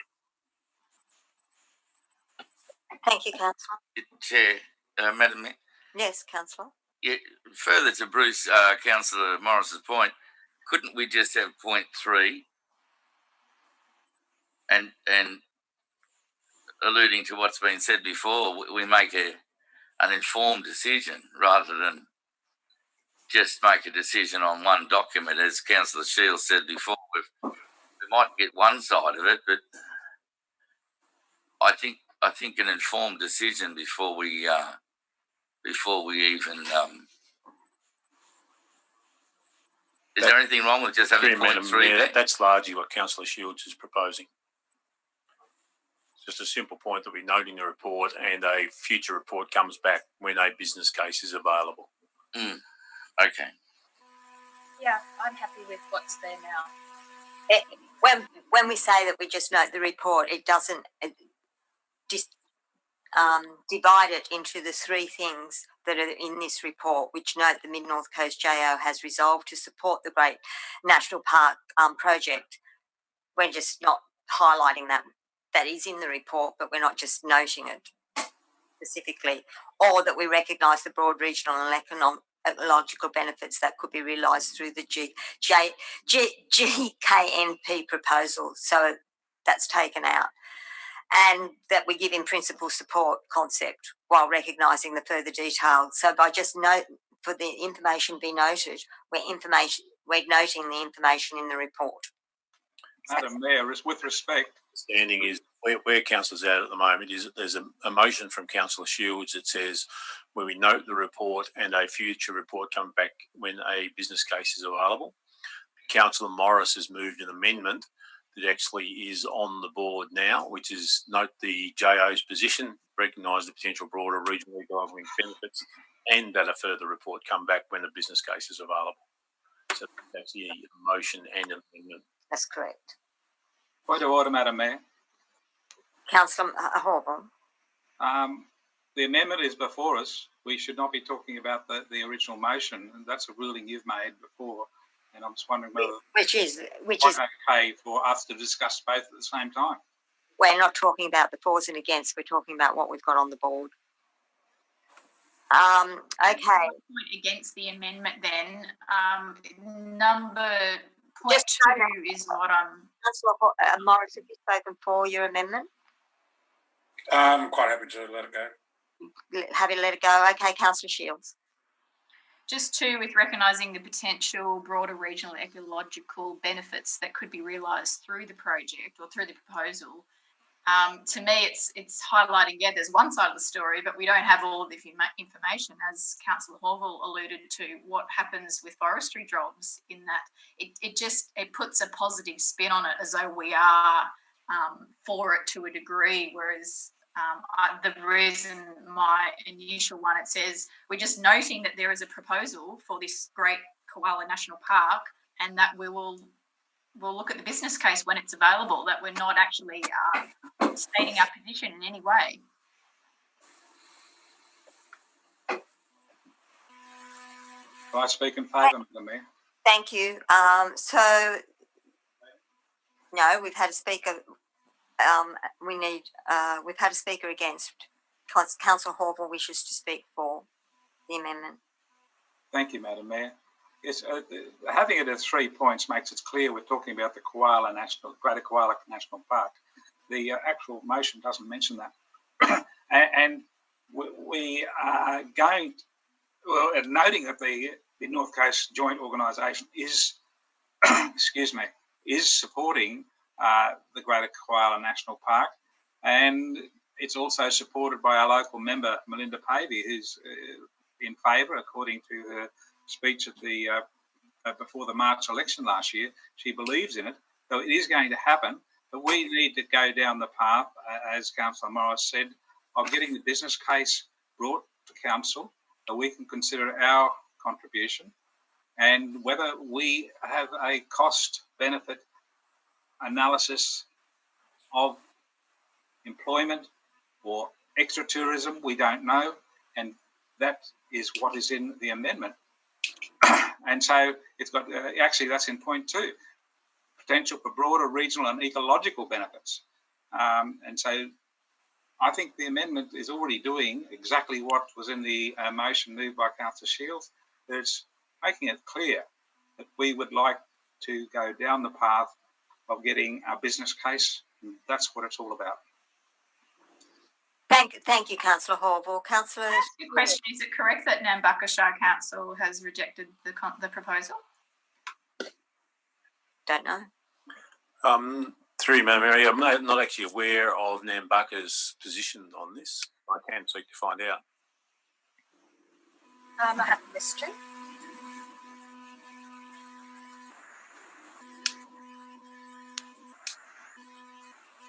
Councillor McGinn. Oh, yeah, I just have a question to the mover of the motion. Would Councillor Morris consider removing point 2? Because it doesn't have the balance of the jobs. It only has a one side benefit being ecological benefits without looking at the negative effect. I mean, number 1 and number 3 to me is just repeating what Anna has there. We seem to be sitting fairly close on that. The point is, we want to. No, I'm not prepared to remove it because the business case would consider the other side of it. And I believe that there is likely to be considerable regional and ecological benefits. And the business case will determine whether they stack up against the other potential costs. If anything, I would consider probably changing it to saying recognising the potential for broader regional economic benefits versus other potential impacts that could result through the KPNG proposal. So rather than saying the benefits that could be realised, the potential benefits and the potential losses that could result. I think that's what the business case is all about. I'd be happy with Councillor to take 2 out altogether and leave it as 1 and 3. I think that can be done by somebody else. That can be done by somebody moving a push out amendment. My amendment is I'm not prepared to take it out of the amendment first, so you could vote for the amendment if you wanted to, and then that becomes the motion. Or vote it down and go back to the original. Can I just accept them into the original motion, point 1 and 3? You could. Yep, that would work. I'd be happy with that. I'd vote for that. 1 and 3. Keeps our powder dry. We need to really deal with the amendment first. So let's deal with the amendment. It's the same result. So if we take, because if the amendment gets up, it becomes the motion. And that's technically the right way to do it. We've come too far now just to include it in the original motion. So But Madam Mayor, just for clarification, if we go back to the original motion, can the mover then... Point of order, we shouldn't be discussing the original motion. We should be considering the amendment. I'm trying to understand the process. If it's about the process, you can ask the question. That was the process. I'm asking if the process is that if we vote down the amendment, can the mover of the original motion change the original motion? Yes. Yes. Okay, thank you. So we have an amendment in front of us that we need to consider to vote either for or against. Is everyone clear on what it is? It's on the board. Or anyone dissenting from the amendment? Yes, who votes against the amendment? 1, 3.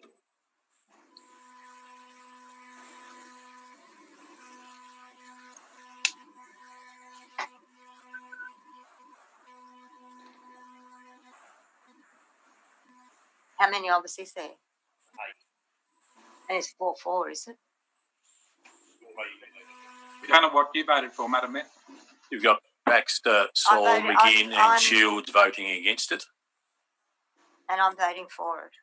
Okay, it's 4-4, so it's your casting vote. You can do this.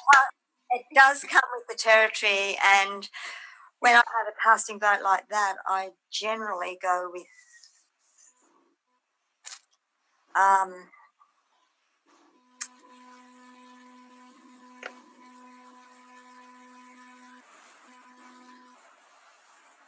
the consent.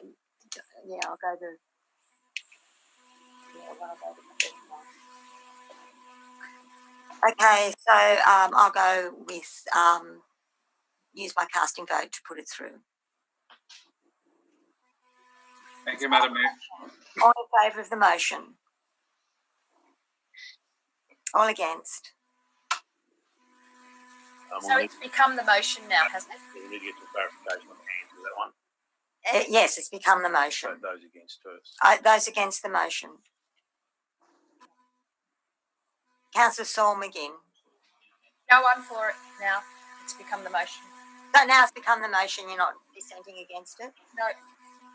Just Councillor Saul. Just Councillor Saul? Councillor Baxter. Are you voting against it? Councillors, can we get this really clear, please? Can those voting against it please put up your hand really clearly? So, Councillor Baxter, yeah, okay, thank you. I'm abstaining from the vote. And Councillor abstaining. Which is recorded as against.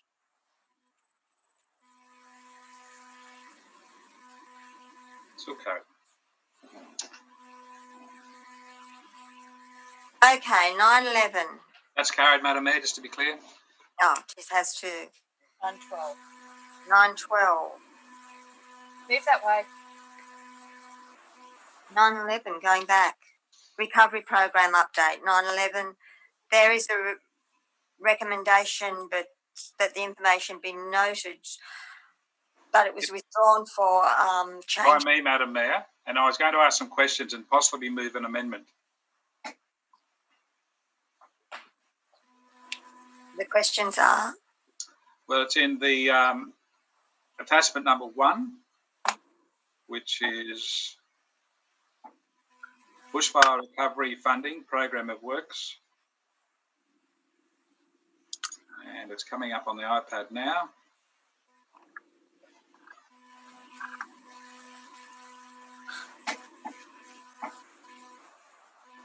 On page, and I hope the page numbers are right, page 2. And it's got the category about doing up the Bellbrook Hall and the Willawarren Hall. And my questions are, and the expenditures 145,000 at Bellbrook and 125,400 at Willawarren Hall. What improvements will be made to the halls to fireproof them against fires in the future?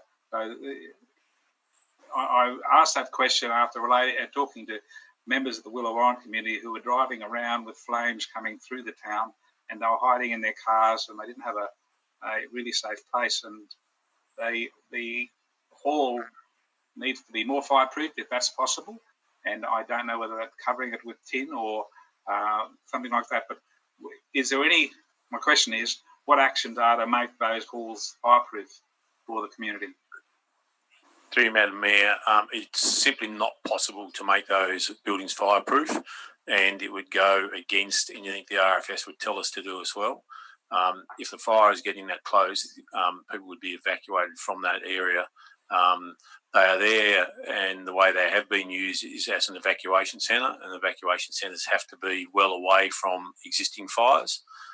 So there is no intention to try and make those fireproof. When it gets to that point, people should be evacuated. Thank you for that, Mr. General Manager. On page 5, we're replacing at the top of it, I think I've got the right page. Page 6, no, page 5, and it's talking about activity. It's talking about replacement of playground equipment at Willawine Showground Precinct. Were they damaged by the fire? Through you, Madam Mayor, no, they weren't. Okay, so we're using the money to refurbish that at $79,000 or replace it. Also, replacement or refurbishment of the next point, number 2, of showground canteen, replacement of the soccer field goalpost, purchase of a line marker. Were any of those damaged by the bushfires? Through you, Madam Mayor, judging by the questioning from Councillor Horville, I think you might misunderstand the actual guidelines for these grants. These grants aren't required to be allocated directly to things that were damaged or destroyed by the fire. They're actually there to assist communities that were impacted by the fire. Having worked very, very closely with the communities upriver, these are the projects that the community have said they would like to see funding, and as the funding is available, we're actually working with them to deliver these projects for them. Thank you for that information, Mr. General Manager. Point 4, talking about the sculpts installation at the community hall commemorating the bushfire anniversary, includes development of a short documentary telling the background story, the bushfires and the sculpture. So the artist is actually Sam Hawkins. Councillor, I just need to pull you up there. This is your 4th question on this recovery program update. Well, I'm just wondering why $20,000, Madam Mayor. That was a simple question. Through you, Madam Maybe, Mayor. but we've resolved to have 3 questions. Yeah, You can answer, I'll General answer Manager. now it's on the public record. The $20,000 is actually to help with the installation. The artist, Sam, is actually volunteering his time and been working really closely with the community, and it's also for a short documentary. At $20,000, the installation and that documentary is very, very good value for money. Thank you. So we have a recommendation in front of us. Well, I can't ask any more questions, Madam Mayor. Is that what you're saying? That's what the councillors Resolved to do. do you? Is it possible, Madam Mayor, for any of my councillors to give me their 3 questions? They may not have any. The resolution is that. Sorry? No, it was 3 per councillor. That the information be noted. Do you wish to change it? Do you wish to speak for or against a recommendation that the information be noted? Is there any dissent on it? Who's moving? I've got a mover or a seconder. I moved it. Oh, you did, Councillor McGinn. Thank you. And it's been seconded by Councillor Morris? No. Fields. Okay. Is there any dissent from the recommendation that the information be noted? I'm doing so because I didn't get all the information I would like, Madam Mayor. Councillor Horville. Thank you. That's been carried. And now we go to 10.1.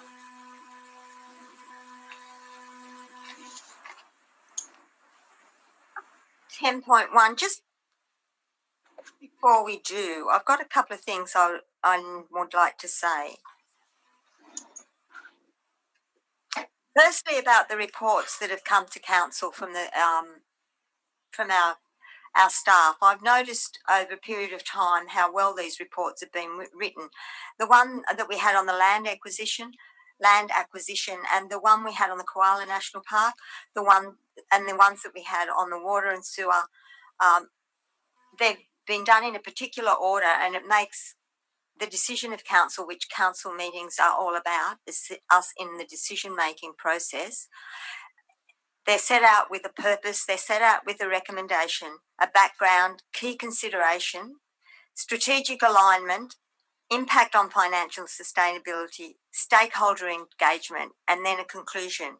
It makes it really clear, and some of the research that's gone into this makes it very, very helpful and useful for councillors in their decision-making process. We used to many years ago have, I think Councillor Saul would remember, we always, even if it was a notice of motion, you had to have the environmental, the economic, the social, and one other. And that you had to answer and address those. Madam Mayor, 4 criteria had to be addressed for the motion to be legal. Yes. Councillors come to the table with all different skill sets, all different ways of implying or the reason that they believe that a council meeting is here. But this is where we make the decisions of council to put to the staff the direction of council for the community. It isn't really a Senate estimates or question time at Parliament. It is about decision making. We need to respect the code of conduct that we have and the code of meeting practice that is in place. And we do even have to respect the different ways that councillors view what a council meeting is. I'm going to now move to the notice of motion, which is item 10.1. Thank you, Councillor. Madam Mayor, could I move a procedural motion, please? Your procedural motion is, Councillor. In the instance of 10.1, I would suggest that the mover have 5 minutes to present his case. I'll need a seconder. There is a seconder, Councillor Morris. I need to put it all in favour of the procedural motion. All against the procedural motion. You're supposed to go the other way and you're supposed to put up your hand, which is a difficult one. Honestly, guys, it doesn't make any difference to speak for an extra few minutes. People have made the decision from the information at hand. Honestly, it's speaking for the sake of speaking. Thank you, Councillor Shields. That's been lost. Thank you. Councillor Baxter. Thank you, Councillor Shields. Yeah, we have you're moving it. I need a seconder before you can speak. Oh, yes, I do move this. Can I have a seconder? I'll second it. Do you wish to speak to your motion? Thank you. You're only for 2 minutes. You can have right a reply if there's. Which has already started, Mark. 2 minutes is right. That gives you 6 minutes. Okay. That's gracious of you. We've suffered 3-year devastating drought, brutal bushfires. Is flood the next test? Last year's flood report from our experts on council revealed a truly shocking fact. The river as it is at a historically low depth. Countless years of riverbank erosion has silted up the river to an alarming level. Numerous outstanding reports have been written, listing the problems our river faces and the necessary solutions. As far back as 1934, the erosion of the riverbanks and the silting up of the river has been a problem. Overclearing of trees along the riverbanks, that is the riparian zone, has had a catastrophic consequence. In 1953, a report listed the issue as critical, yet nothing was done. If you bring up those 2 paragraphs, please. The recent reports, the 2005, 2012, 2016 on health of the estuary, have detailed the damage being done. Our staff, along with the Macleay River Land Care and the Department of Planning and Environment, have made heroic efforts to restore the riparian zones. These efforts are restricted by the numerous $20,000 grants. I'm asking the council to make The repair of these riparian zones, the riverbanks, some 25 kilometres of riverbank between here and the mouth of the river, it's said, a priority, a flagship project that addresses the mistakes of the past. It makes a serious preventative measure on the incredibly expensive floods we routinely suffer. The experts tell me that a healthy riverbank held together by trees will help the river gouge itself deeper. A deeper river will help reduce the chance of flood. Macleay Landcare has put their hand up to implement this project. They make the salient point that the council's imprimatur on this project gives them a greater chance of getting $1 million grant rather than a $20,000 grant. Indeed, council should be demanding large grants to address this problem, considering the multi-million-dollar damage that each flood causes. And the council, secondly, should be demanding a large grant in order to employ 20 people in our valley to form a career in land care. Thirdly and lastly, the Million Tree Project fits in with a worldwide trend, a worldwide effort to restore forests on the planet and address the ecosystem destruction and climate change. So I recommend the project to you. You see there back in 1975, the work that was supposed to be done on the riverbanks was done upriver for some vested interest reason. But if you show that graph, sir, as you see there from the graph, some parts of the river around Fredericton and are less than 4 metres deep. You look at the depth of the river around the Kempsey Bridge, the heavily forested far bank of the river at the Kempsey turn there helps the river gouge itself to 16 metres deep, which is what we want. But and then if you go to the report, the two reports, this is a magnificent report, 2012 by the council. I highly recommend it. This report, 2005, a magnificent report, again highlights something like 25 kilometres of riverbank between here and the mouth of the river in serious need of repair. This strategy 15 out of that second report, the 2012 report, so it's the sort of thing that this project would be doing: riverbank repair, reforesting the riverbanks, and getting away from that constant erosion and constant silting up. The I don't want to. It must be getting close to 2 minutes. Yeah, I don't want to. 3 minutes, where's allowed. I don't want to finish without complimenting the council on their efforts at addressing this. 30 strategies in this report, and it's a magnificent report, incredible research. And the Macleay River Land Care have done a magnificent job. They're retreeing sections of the river. And the Department of Planning and Environment tell me that there's something like $89 million in grants available for estuary restoration and repair. So I think, is that 2 minutes? Oh, that's the penalty. Right. Thank you. Thank you for giving me 3 minutes. It's very kind of you. I would again, you do get, if there is a speaker against you, do get the right to reply, so you could get another 3 minutes. It'd be good to get a question, yes. Mayor, the resolution was 2 minutes for speeches and 3 questions. Oh, sorry. And it was suggested that be changed, and it was voted down. Oh, we've got it wrongly recorded. Yeah, sorry, I recorded the vote 5-3. What, that it not be extended to 5 minutes? We took a motion that the mover have 5 minutes to speak. I recorded Saul, McGinn and Shields as being against. Okay. 5 minutes. Yes. So, did he get 5 minutes? Yes. Thank you very much. Wonderful. Thank you. Question. Do I have a speaker against? Who has a question? Sue, Councillor McGinn, you have a question.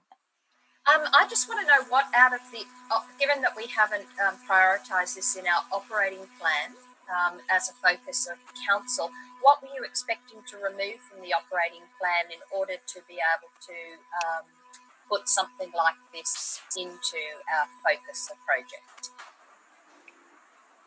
Yes, that's a fantastic question. Thank you, Councillor. The whole idea of this endorsement is to not impact the council's costs.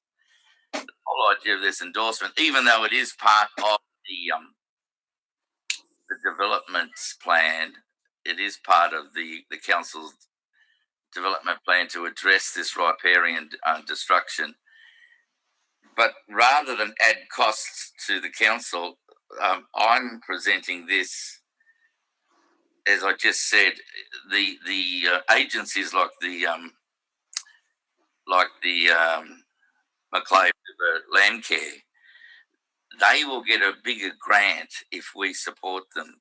In imprimatur, we don't have to actually apply for the grant. They will apply for the grant. There are grants application people out there working for the grants now. But speaking to the people at Landcare and speaking to the Department of Environment,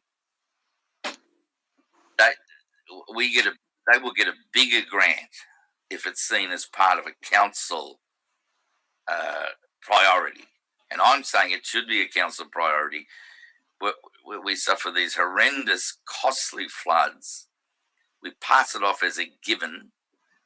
Whereas if I think we spend some money on a preventative measure like deepening the river, that massive sandbank down there outside Fredericton, once that massive rainfall comes around the corner here and hits that sandbank, that shallow river at Fredericton, and they get a Kinsella, it causes the overflow, it causes the flooding. According to these experts I'm speaking... What's the cost to council? Nothing. Councillor Baxter? Nothing.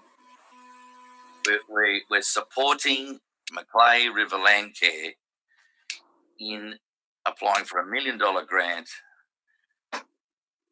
We're saying we're supporting their proposal to retree the riverbanks all the way to the.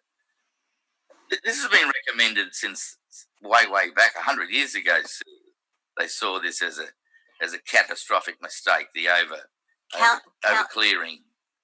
Councillor, I just need to remind council that I'm going to have to ask for a recommendation that we extend this council meeting past 1 o'clock. I also need some clarification in your answering of the question. Councillor McGinn's question was the cost to council. I need to ask a couple of questions here to get some clarity on this. Yes. My understanding, so what your Land Care have put in for a grant that requires a letter from council to say that we support their application. They've already started to do the grant process. Is that correct? Well, they get $20,000 grants and $50,000 grants like the council does, which does little bits here and there. I'm saying that we, the council, with this motion, are saying this should be a priority issue to reforest. We're telling them that they should do it. They're not doing it of their own. Because what normally happens with outside organisations, if they want to put in and they've identified it, they're going to be the lead agency, they're going to take care of running it, they will start to do that, and then they will come to council and say, "Can we need a letter of support for that?" Yes. We have all received a copy of a letter which doesn't actually ask for a letter of support for a grant that they're putting in for. In the way I interpreted it, it was saying they would support council if council put in for it. So I would like some clarification from the director probably as to, is there a project here that somebody is putting in for the grant. If council endorses the committee be created, who's going to run that committee? What organisation has got control of that? Is it council? We're in with our operating plan that we're supposed to be talking about in 2 weeks' time. Through Madam Mayor, the way I read the notice of motion is that points 1, 2 and 3 is that we're simply providing in principle support. We'll provide letters of support, which is something we would do as a matter of course anyway. And we would tie in the issue of land degradation into the broader sustainability discussion council has already resolved to do. Items 4 and 5, I think, are a little unclear because it says we endorse consultation with stakeholders and we endorse the committee be created. It doesn't say whether we do that or we don't, whether we participate in any of that or we don't. And I think it will create expectations in the community that some people will think council's endorse that, therefore council is going to undertake the consultation and set up the committee. So those two could have implications for council resourcing. Points 1, 2 and 3 really have no implications for council resourcing outside of what would be our normal business. Would the mover of the motion change his recommendation to just 1, 2 and 3? Just to reply to that point, General Manager, endorsing that a committee be created, no, that's not for the council to create. It's endorsing that the Macleay Valley, the Macleay Valley River Land Care have already sent a letter to us saying they're happy to implement this and happy to do all of those 5 things. That's through Madam Mayor. That may be correct, but that's not what this says here. It says council endorses the consultation with stakeholders begin, and council endorses a committee to be created. The community may read that we're endorsing it, therefore we will support it at a minimum, and therefore participate in both aspects, or that we will actually, because we, from them, would be seen to having the resources that we would actually be doing it. There's no doubt with a project like this that consultation needs to be undertaken in one form or another. It's just that council doesn't have that in its operational plan, and it doesn't have a priority allocation to those resources through that operational plan process at this point in time. No. I'm just going to suspend. That's not the intention. I'm just going to suspend standing orders. We need to take a vote whether we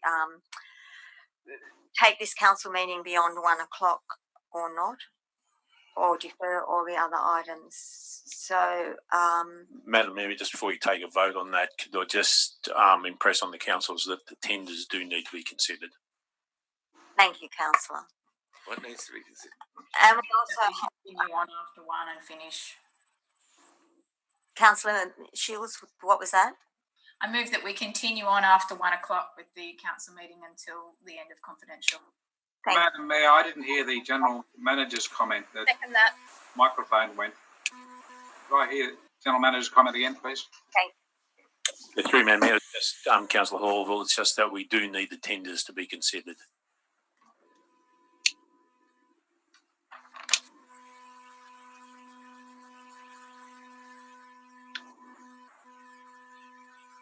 A mover, please. Oh, I've got a mover, Councillor Shields. I second. Have any dissent? Okay, we're going to move on till after 1 o'clock. Do I have any speakers against this recommendation? Councillor I've got questions. Yes. My understanding is that any landholder could go to Landcare now and they could help them out with a grant to do this same thing. So is it correct, Councillor Baxter, that are they so overwhelmed with people wanting to plant out the riverbanks that they're needing the $1 million instead of the 20,000, 50,000 they get currently? It's not a matter of being overwhelmed. It's a matter of the vast majority of people, it's not on their priority list. What I'm saying with this motion is that we lift this priority of repairing the riverbanks. And as I say to you, I'm working on feedback from the experts in these agencies. The expert John Schmidt at the Department of Planning and Environment, they all tell me that this is something long overdue, something we've neglected. We suffer severe drought, floods, and cost multi-million-dollar damage, whereas the solution, which has been given in countless reports going way, way back, it just doesn't seem to go up the priority list. So what I'm saying is that we push it up the priority list. We endorse this. We support what they want to do, and in our letters of support, we say to the state government and the federal government that this is an important issue, and we want millions of dollars thrown at it. Right? Think of the millions and millions of dollars worth of damage a flood does, and we just accept it as a given, and we might fiddle with levy banks here and there. What these people are saying, and all of these expert reports are saying, is that the denuding of the riverbanks has led to massive siltation, as it worsens the floods, when the forest is there either side of the river, on the riverbanks, the river naturally gouges itself out. So it seems to me a blindingly simple solution that previous councils have not taken. Just one comment to that though is that's available to do at the moment. If any landholder wants to do that, they can do that now. My second question was, who is the owner of the land that we're talking about? Like some riverbanks, Crown land. Right. Others, like from Belmore, council owns, I think, some between the road reserve and the actual river. Others, if they're in the water zone, it's classified as RMS. I'm not sure where we're talking about. Like, I can't even think of many instances where there are private landholders, but I know many that have leases with either the state government or a few possibly even with council to lease that area of land, and they either graze or grow vegetables there. Who do we need permission from, and what's the appetite to do this from those people that have existing leases? Well, that's exactly the point. You see that point there, consult with stakeholders, landholders, land care groups. This whole consultation process and this committee of stakeholders would be doing all that. They want to do it. These land care groups and the Department of Planning and Environment, they're wanting to do it. I'm saying we should give them our support. We should push it up our priority list, not just take it as a given that the flood's coming. And it's a preventative measure. It restores the river to its ecological health. Councillor Baxter. Councillor Mingin. Question. Would you remove points 4 and 5 from your motion, from your recommendation? Well, you could change the word endorse if you find that threatening. I mean, if the council, what do we say at the front there, provides letters of support to form a committee, letters of support. Councillor, I don't see can you answer the question? Well, I don't. Councillor asked, would you? I just want a yes or no. Well, I answered. I said you can change the word endorse. So therefore the answer's no. You want to change the word endorse, Councillor McGinn? No. I want to remove. What part of 4 and 5 worries you then? Can we have a comment from some senior staff about, and again, how we would go about this? And again, where's the budget? Even to do 1, 2 and 3, yes, we can provide letters of support, but I don't know, there's surely resources. Where this fits into our operating plan, given the fact that we're having a meeting in less than 2 next week, where this fits into that? It's in the delivery plan, Madam. I understand that, but there's also many other things that are in the delivery plan.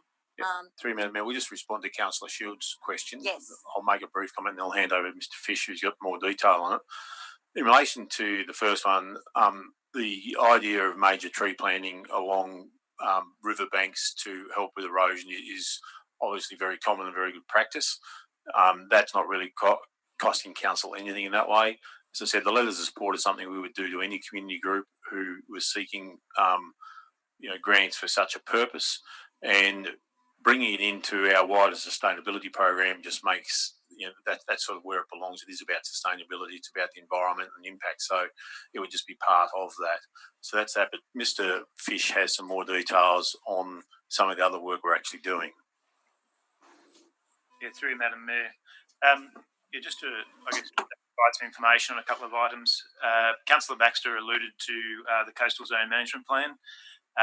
You would probably be aware over the last couple of years you have had operating plan actions for the updating of that document, and that is in line with coastal and estuary management reforms that have come into place since Council originally endorsed that document.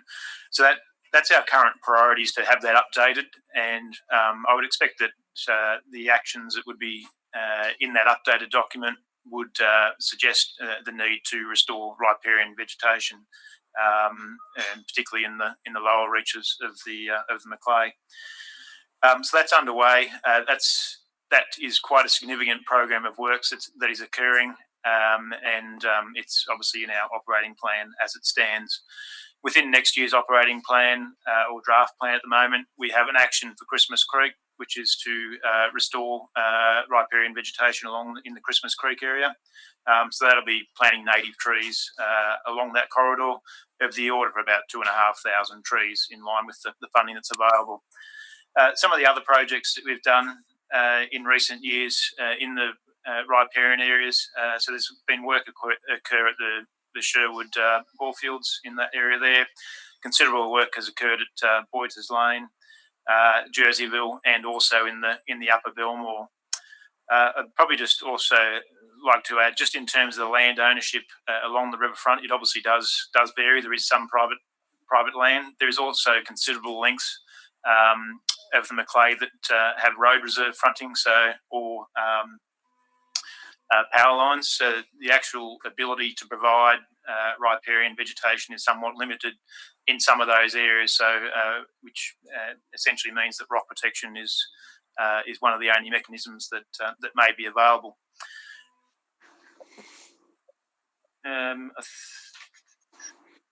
I'll just add, just in terms of the coastal and estuary management programs. So we are getting funding annually for the updating of the coastal and estuary management plans. That you can apply for other funding under that program for some of the initiatives that come out of that plan, including some of those that were highlighted by Councillor Baxter out of that coastal zone management plan. Certainly our expectation is that the funding that we request at the moment is more likely to be successful for the updating of that document, and then once that's occurred, then we'd certainly be seeking funds for the priority actions that come out of it. Madam Mayor. Councillor Baxter, be careful that you don't close debate. Have you got a question? Well, yes, all right. In question, I'll need to ask, is there any speaker? Councillor Morris.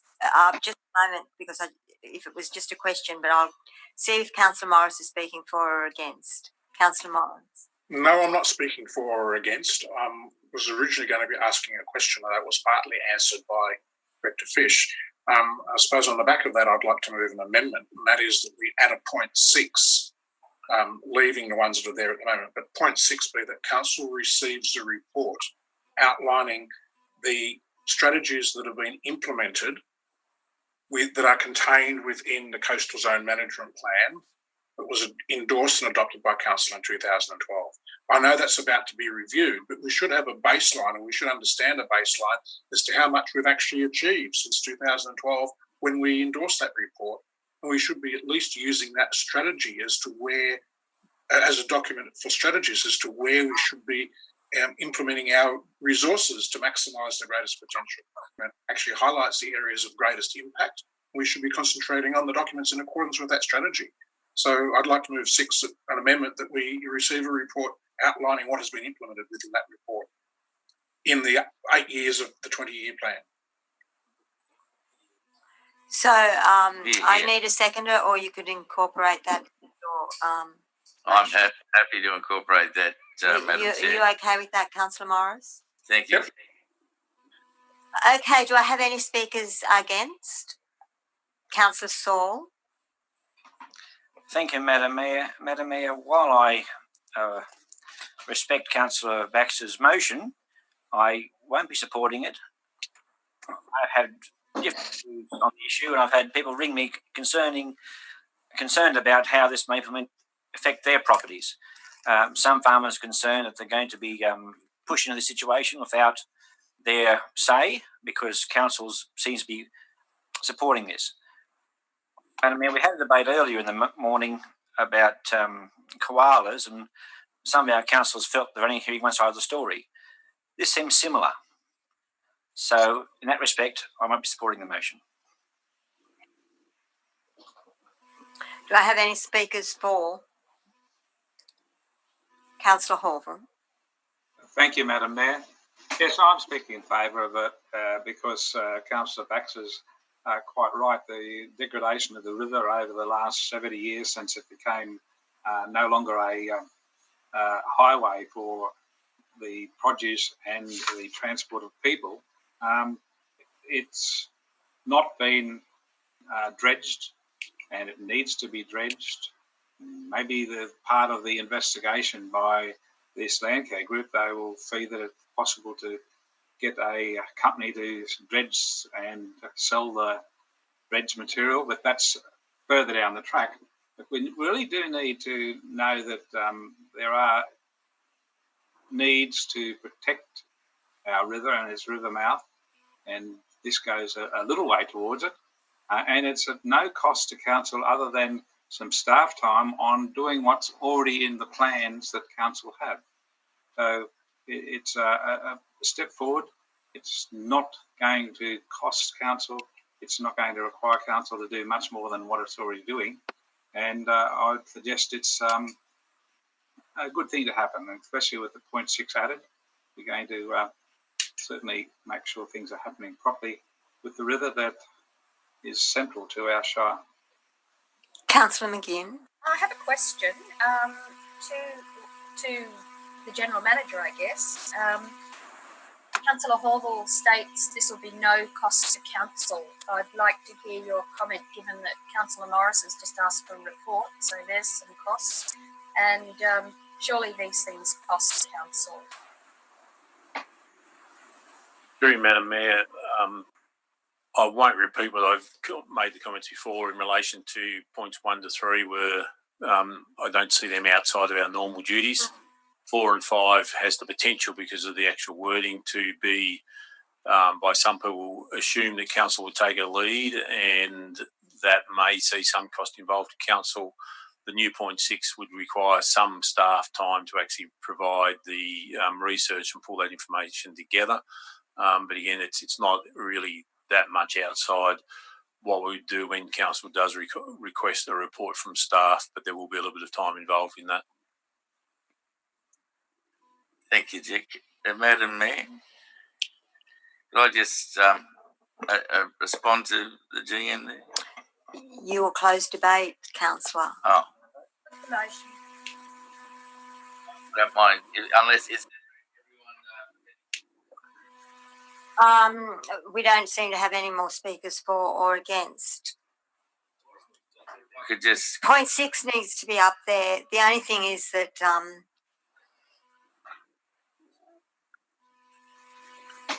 I haven't spoken on it and for or against it. And whilst I think it is potentially a really great project, if what Councillor Baxter is telling us, it is a application by Landcare already in train, and that's what they're doing, then therefore we shouldn't be so skitsy about endorsing a consultation with the stakeholders and the committee. But that hasn't happened yet, and that probably wouldn't happen until the grant was forthcoming, because that organisation wouldn't have the resources to do the consultation with the stakeholders or to do the committee. I just can't support it with items 4 and 5 in it at all. And the other thing that really concerns me is why this has come up now when we are having our operating plan talked about in less than 2 weeks, and we have then an opportunity to really sit down and put in priorities. This could have been one of them. I just have no trouble in the first 3. I can't support 4 and 5 and 6 really at this point. I haven't got enough information. The report was quite difficult to read. It wasn't set out with the things that we're supposed to put in them, which are key considerations: the strategic alignment, the impact on financial sustainability.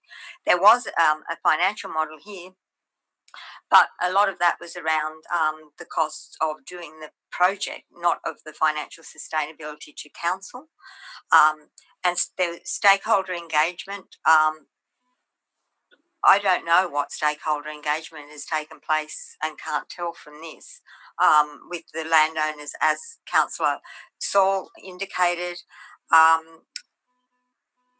And that was my conclusion when I read the report. And if there is no more speakers, you can close debate. Oh, no, we've got Councillor Shields. She may be speaking for. And we've got Councillor Morris. I move an amendment then. I do feel similar to yourself, Madam Mayor. It's not that I'm against the project at all. It's just like, okay, it's come up now. We're speaking about an operating plan next week. It's a bit sort of hazy in sections. I'd prefer if council staff could meet with Landcare to discuss this potential grant application, whatever it is in the future, just to gain a bit more information about the scope of this project and what they're actually planning, and that we consider it in our operating plan. I sound like a broken record. Fantastic idea, Councillor Shields. So you want to move your amendment, and your amendment is? Yep, that Landcare meet with council staff to discuss the proposal, the tree planting proposal, and that I don't know when that meeting will happen, so it'd be good if, I'm assuming it won't happen before our workshop next week. It'd just be good to have that information before we decide how we're going to allocate funds in a new financial year. Through me, Mayor, at this stage, my understanding, it's just an idea at the moment. There's no definite project, but we can give Landcare a call and just ask them for the current status. I doubt we would see any sort of project plan for it. Councillor McGinn? Well, I'm suggesting I think I can see where Anna's coming from, and I totally agree with her, but if the recommendation is just parts 1, 2 and 3 as printed, then at part 3 allows council to talk to Landcare, because that's part of the consideration on how to address the issues of degradation as part of our sustainability program. We have a sustainability manager, and we're looking at a whole sustainability program for council. So parts 1, 2 and 3 with removing 4, 5 and 6 is something that I could vote for and support.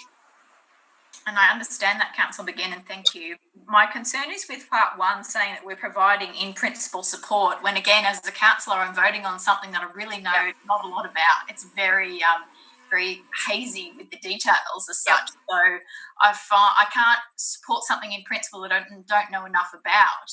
And I also understand with Councillor Saul, honestly, if this goes out in the public as that council has endorsed this or provides in kind support or in principle support, it will get some alarm bells going off with farmers. I just think it's potentially a communications misinterpretation in the making.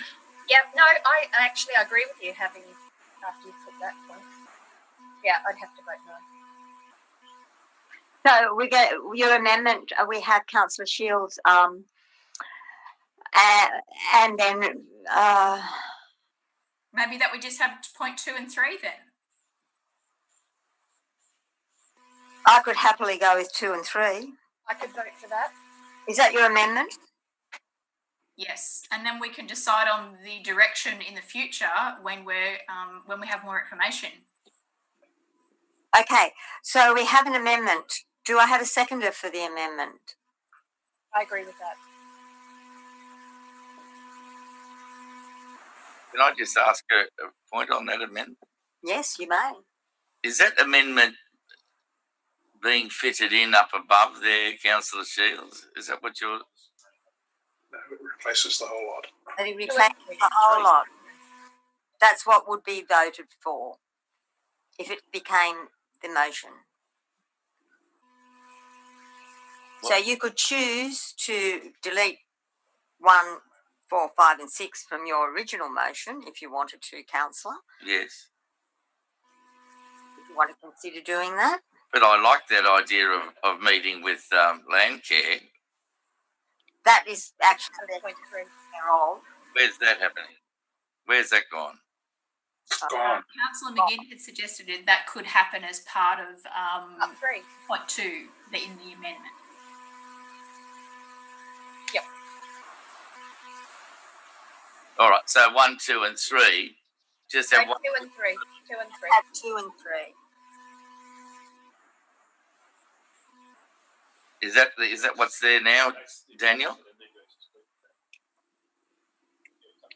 I've placed on the screen my understanding of what Councillor Shields moved and Councillor Megan agreed with. If that's not correct, then I'm happy to be corrected by Councillor Shields. No, that's what I moved. How to address issues? So now that Council provides letters of support where appropriate to any community group or not-for-profit organisation that seeks to develop applications for funding such a project, and that Council considers how to address the issues around the degradation of the Macleay River Valley. Can we define what it is instead of such a project? Yes. Because this resolution should be a standalone document. I agree. And can we also correct point 6, because it's within the coastal zone management plan. It's not with the coastal zone management. It's coastal zone management plan. So we have to deal with the amendment. Yeah, but I'm just asking for a correction in the spelling that has been put up there. It'll be fixed, Councillor Morris. Okay, Councillor Shields. Councillor Baxter, you've got your light on, your hand up. Yes. Well, I'm just thinking that amendment by Councillor Shields is good in the sense that we can then discuss it in the May 27 operational plan meeting. And that would fit it in better. And with that point 2 is the implication that we discuss, that we get feedback from these agencies and Department of Planning and Environment. Is that right? Is that what you're thinking, Councillor Shields? That was, yes, that Council actually directly speak to the direct stakeholders. But obviously it's broad enough so that Council can choose how they want to go about that. Out of the May 27 meeting. Yes, well, I like that. I'm happy with that amendment. So would you consider making that your... Yes. So your motion would then be items as placed, 1 and 2? Yes. So if Councillors Shields is happy for the move of you are. Thank you. Okay, let's look at the motion that we have now. So a question, Madam Mayor. Yes, Councillor. For clarification purposes, please. Yeah. Item 1, the Council provides their support where appropriate to any community group or non-profit organisation that seeks to develop applications for funding such a project. Well, when the layperson reads that, they wouldn't be understanding what the project is. Yeah, Madam Mayor, what we'd probably add is the last part of the original point 1, which would be, and it picks up on Councillor Morris's comment before. So such a project such as a major tree planting endeavour along the banks of the Macleay River and its tributaries in order to address issues such as erosion, soil degradation and water quality. Yes. Could that go in there? So good. Defining some parameters around what the project is. Because the resolution has to be a standalone comment later on. But then we discuss it May 27, Yes, but that's so that what Councillor Saul's saying is if someone was reading this, if the community, a layperson, it wouldn't really make that much sense.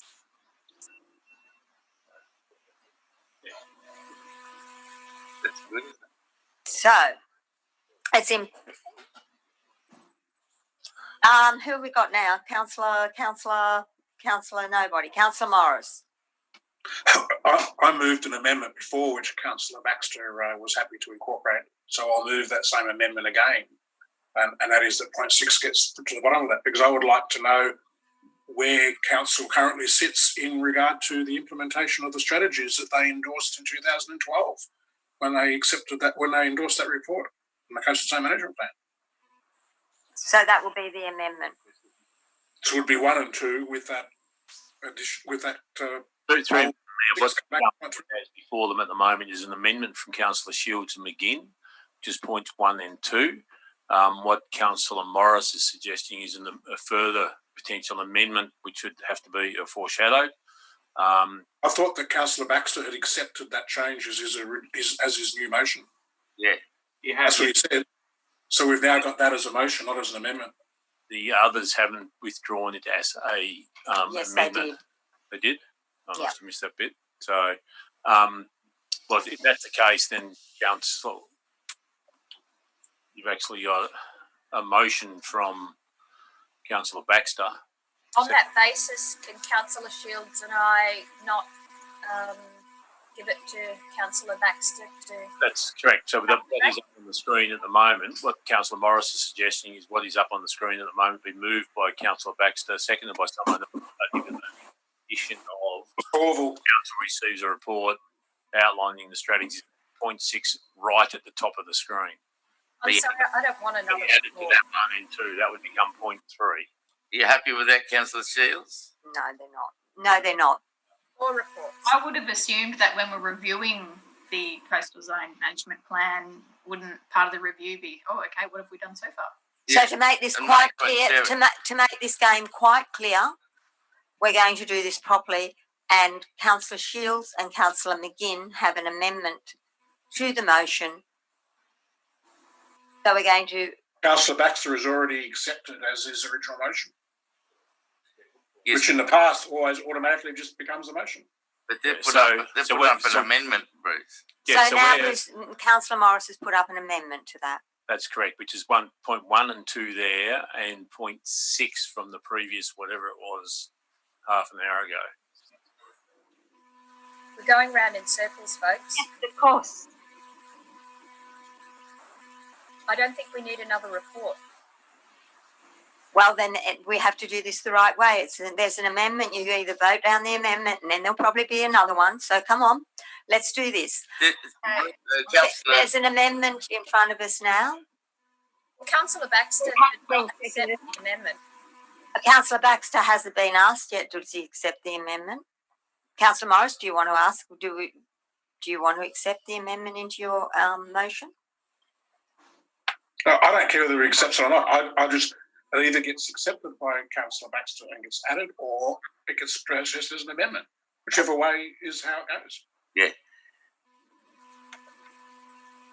I think, Councillor Morris, we discussed it at the May 27 workshop, like Councillor Shields.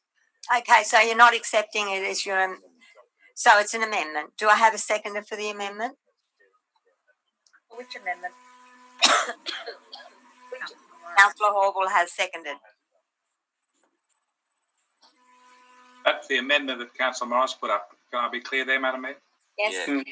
Do I have any dissent from the amendment? Are we voting? Or? So now we have another amendment, and if this is voted down, we go back to the two-part motion. That's right. That's correct. Yes. And the two-part motion should be moved by Baxter and seconded by Horval. Correct. Not currently on the screen. Correct.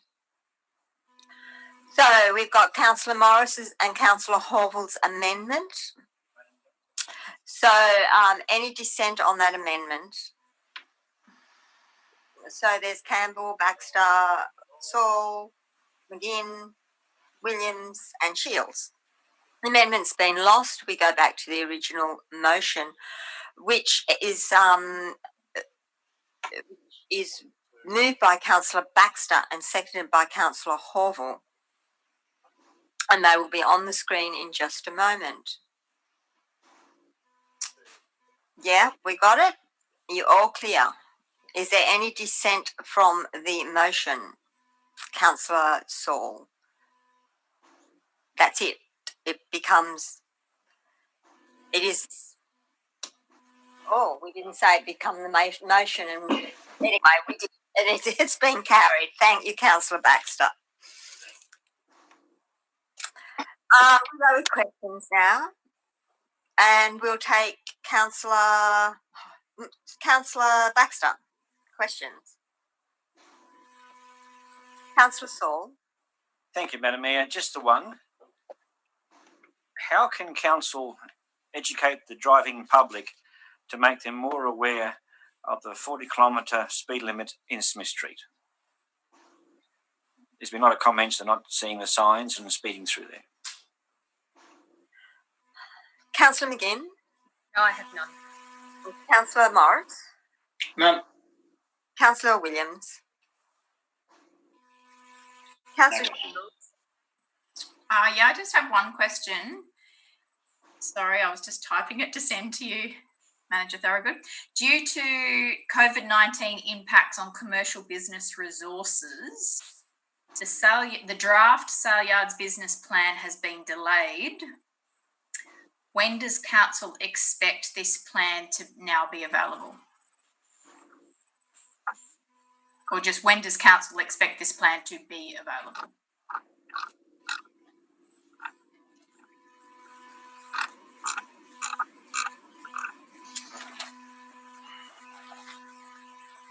Councillor Horval. Thank you, Madam Mayor. I have some questions. I hope Manager Thorogood has them. I've emailed him.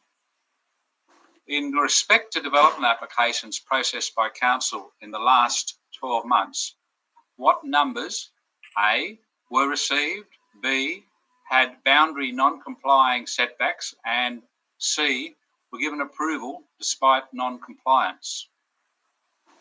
Next, has the General Manager any options to not implement a resolution of council? And if yes, what are those options? What projects have been included in preparing a list of shovel-ready projects for possible utilisation of recession recovery action by federal and state infrastructure spending to boost our Shire's economy? What revised procedures and safeguards have been implemented to ensure resolutions of council are implemented and not unfortunately overlooked? Next, are the roadway improvements made and are soon to be made to Plumers Lane able to be promoted to the Kempsey Traffic Committee as a strong argument to change the speed limit from 80 kilometres an hour to 100 kilometres an hour for all or some of its length? In reference to the urgency resolution, supported unanimously, of the March Council on the Bushfire Royal Commission, when was a request, point 5, made to the Commission to hold formal hearings in the Shire, and what was the response? In consideration of RMS requirements and with regard to the planning proposal for 600 Macleay Valley Way, South Kempsey, item 2019-503, at the meeting of the 2019 16th of July, will council,